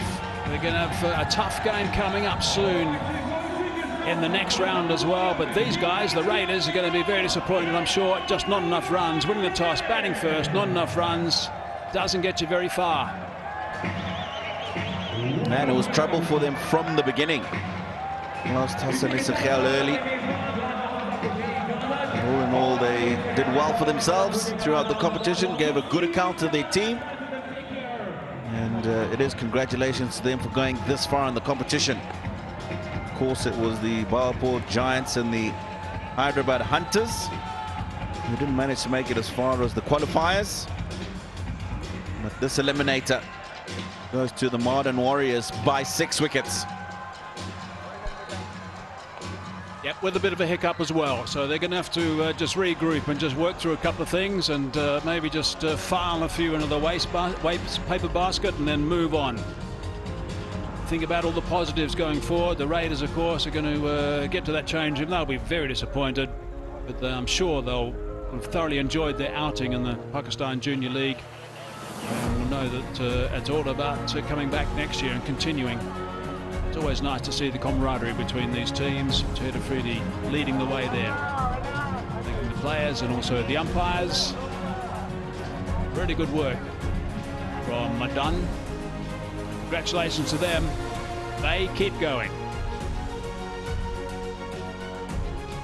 And it's congratulations indeed. The Mardan Warriors. They won't have much time to regroup. Back to the hotel tonight. We'll be out here again tomorrow afternoon for another 6 p.m. start. Yeah, that's going to be up against the Royals. So they're going to have to front up as we have a look at what happened to the Mardan Warriors. Thomas 7, and Shazab 35, Farouk 32, Bucks 26. Not too much more than that, unfortunately. And in the end, it's a victory for them. And as I said, a couple of stutters around the place. Those 17 dot balls right in the middle will be something that will concern them just a little bit. So they didn't have a big target to chase down, and that is something they can be thankful for, because had that been the case, it might have been a different story. Yeah, the Raiders got a couple of early wickets, courtesy of Afnan and Amir, but they really didn't manage to get enough wickets to slow down the opposition, who had a good start, and they lose this one by 6 wickets. Right, let's have a look at the match summary. The Raiders batting first, electing to bat first. 121 on the board. Abibullah with his 65 off 51. Abidullah was the chief destroyer with 3 for 17. He bowled really nicely as well. Lemon, I thought he bowled terrifically. The leg spinners are 2 for 20. And for the Warriors, it was Shazay, the top scorer, with 35. Farouk just behind him with 32. 122 for 4 was all they needed to get. And the wickets were shared predominantly, but the Mardan Warriors getting up by 6 wickets in the end to keep going in this tournament. And where do they go? That's the question. Well, not far. They're back here again tomorrow. They're up against the Royals for qualifier number 2. So they played tonight, they played tomorrow night. If they win that one as well, then they go through and play the final against the Guara Sharks. Okay, time for a break. We'll be back shortly with the presentation.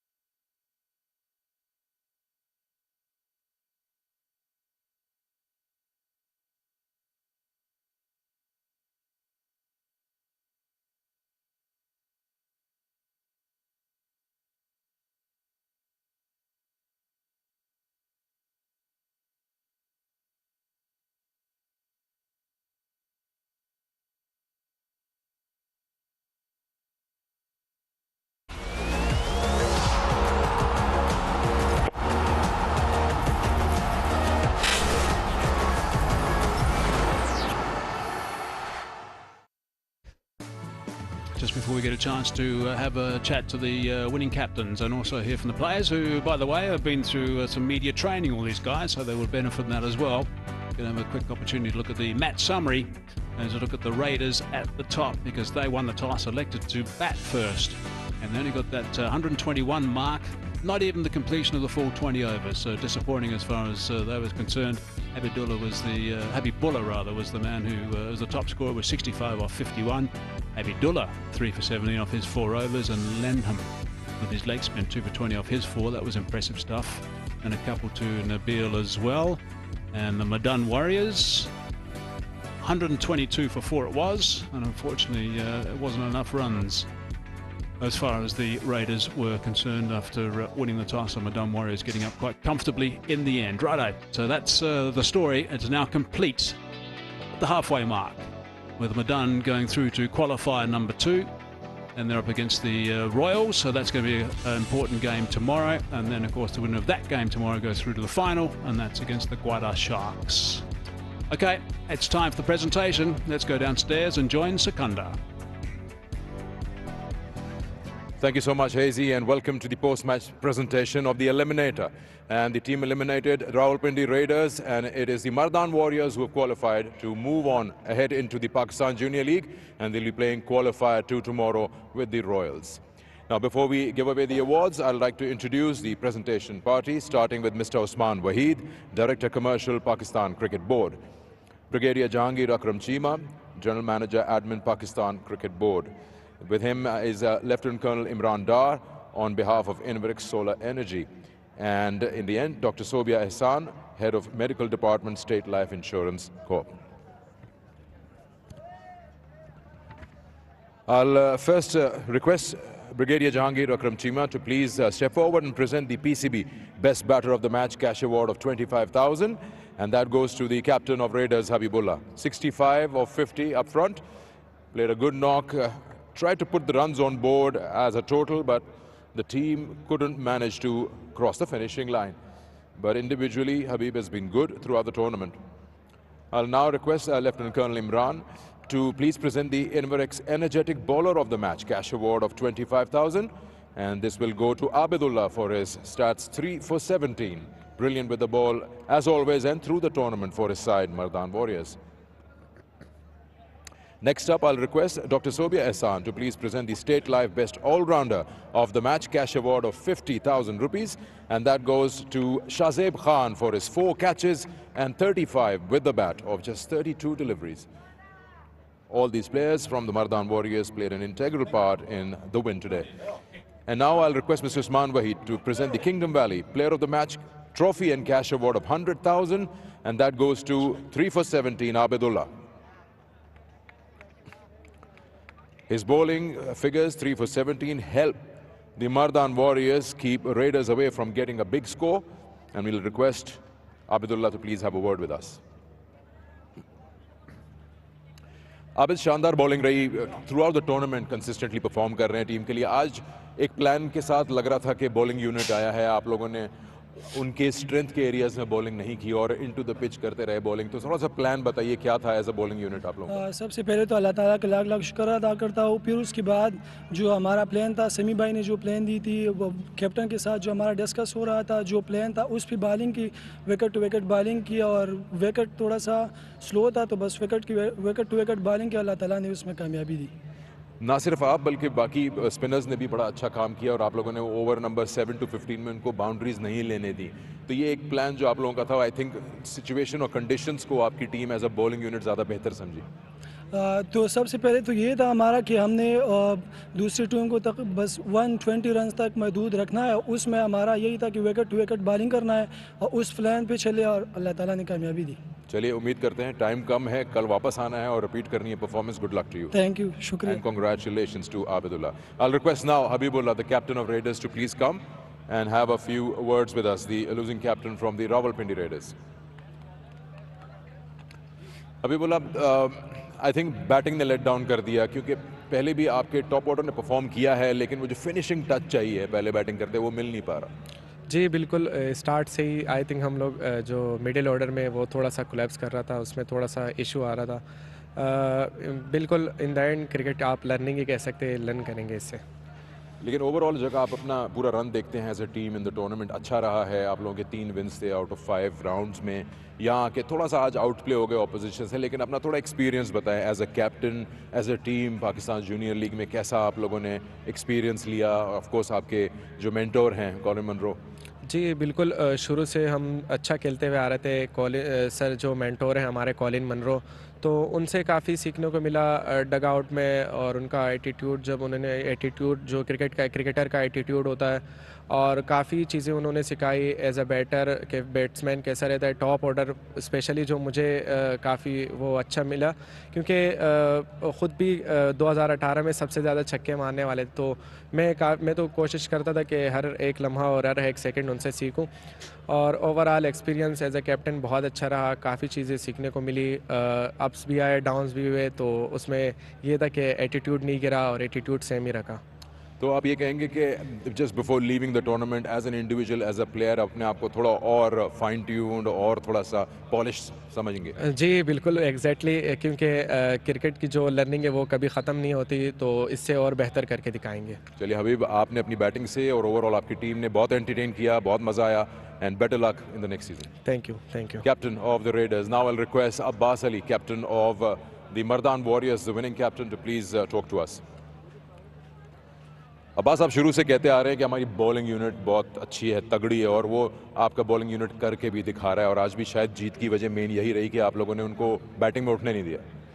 जी बिल्कुल, जिस तरह plan कर रहे थे शुरू से कि हमारी बॉलिंग अटैक बहुत अच्छी है, और इंशाल्लाह वो करके भी आ रहा है माशाल्लाह। जिस तरह समी भाई प्लान देता है विकेट टू विकेट बॉलिंग करना, बॉलरों के साथ हेल्प करता है, तो उसी तरह उस पर कोशिश करते हैं कि उसी पे प्लान पे रहे, और अल्लाह ताला उसमें कामयाबी देते हैं। अच्छा, 48 पे 2 थे 6 ओवर में उनके, उसके बाद आपने कोई स्ट्रैटेजी बदली थी? जब स्पिनर्स आए आपने उनको 5 ओवर तक कोई बाउंड्री नहीं दी? जी बिल्कुल, जिस तरह सर्कल में वो लोग बहुत अच्छे खेले, 6 में 48 हबीबुल्ला बहुत अच्छा खेल रहा था, बस यही प्लान कर रहे थे कि पार्टनरशिप लगना है बॉलरों ने। असीब के साथ भी यही बात हो रही थी, आर्ची के साथ भी यही बात हो रही कि पार्टनरशिप इधर ज़रूरी है हमारे लिए। जिस तरह हम पहले शुरू में बोले थे कि 135-40 तक रिस्ट्रिक्ट करना है, बस वही प्लान के साथ कर रहे थे, पार्टनरशिप लगाने वाला ने उसमें कामयाबी दी। ज़्यादा टाइम तो है नहीं, कल वापस आना है और टीम को वापस परफॉर्मेंस देनी होगी। आप एज अ कप्तान ज़्यादा मीटिंग्स करते हैं, ज़्यादा इंस्ट्रक्शंस देते हैं, या लड़कों को बोलते हैं अपना गेम खेलते रहो? नहीं, इतना ज़्यादा मीटिंग तो नहीं करते, बस जिसका अपना नेचुरल है उसी को बोलता है नेचुरली खेले, और शाहिद भाई बहुत सपोर्ट करता है हमें, बहुत हेल्प करता है, हमारा प्लान वही देता है, रहमान भाई प्लान देता है, जो प्लान देता है उसी पे हम कोशिश करते हैं। तो अब तगड़ा रहना पड़ेगा, क्योंकि लगातार अगर टूर्नामेंट जीतना है तो 3 मैच खेलने होंगे, ब्रेक नहीं है। जी बिल्कुल, टफ टाइम है, इंशाल्लाह हम कोशिश करेंगे, तैयारी पूरी है इंशाल्लाह, कल भी सी यू इंशाल्लाह अच्छा करेंगे। चलिए, well played, thank you for talking to us. So here we are. The eliminator has been won by the Mardan Warriors, and they proceed to qualifier to tomorrow against the Royals. Sikandar, thank you very much. Righto, that's it. Tomorrow we're going to be on air at 5:45 local time. It is going to be the Royals against the Warriors. No rest for them, of course. Got a front up again. And we're going to be live from this wonderful stadium again in Lahore. First ball at 6 o'clock. Hope you enjoyed all the action today. There's going to be plenty again tomorrow and the day after that as well. And we'll look forward to your company tomorrow for starters. See you then.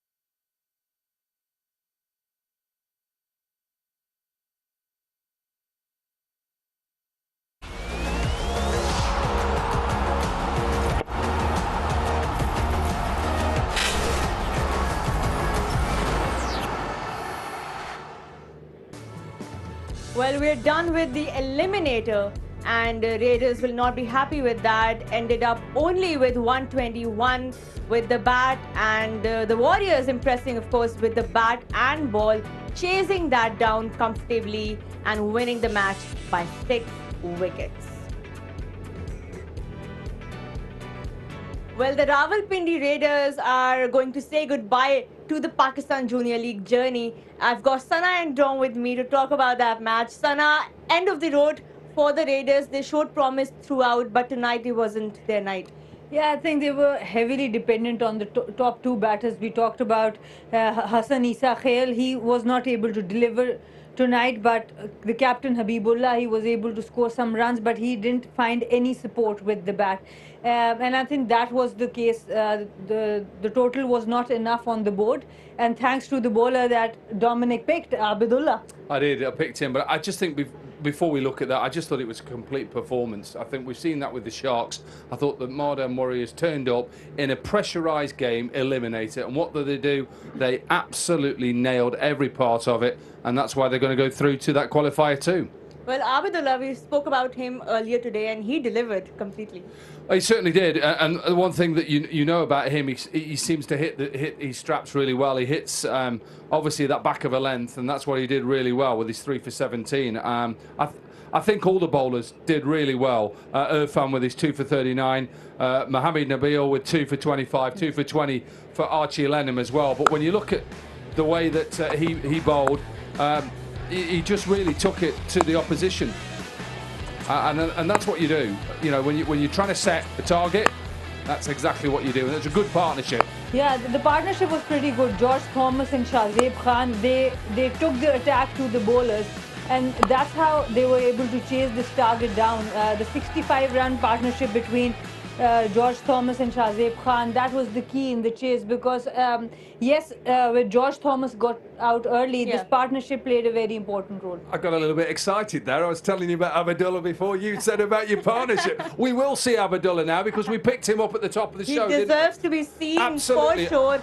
Great look, spell in this pressure game. And what we are doing is we are picking our team of the tournament, and what this man is showing is why he'll be in that team. And we've given one name away. Why not? Because I think that is the reason why this team has gone through to qualifier 2, because, okay, you know, he's turning up on a wicket where he's got a bit of bounce, but to turn up and get 3 for 17 and 4, when you're a coach, when you're a captain, that's what you want. You want your senior bowler to actually go out there and did it. He did it well. Look, all the bowlers bowled well. For sure. They defended him at 121, and it'll be a big game tomorrow. I know we're going to look at probably where the tree is, but when we look at the Mardan Warriors, we've seen them compete, but they're a good side.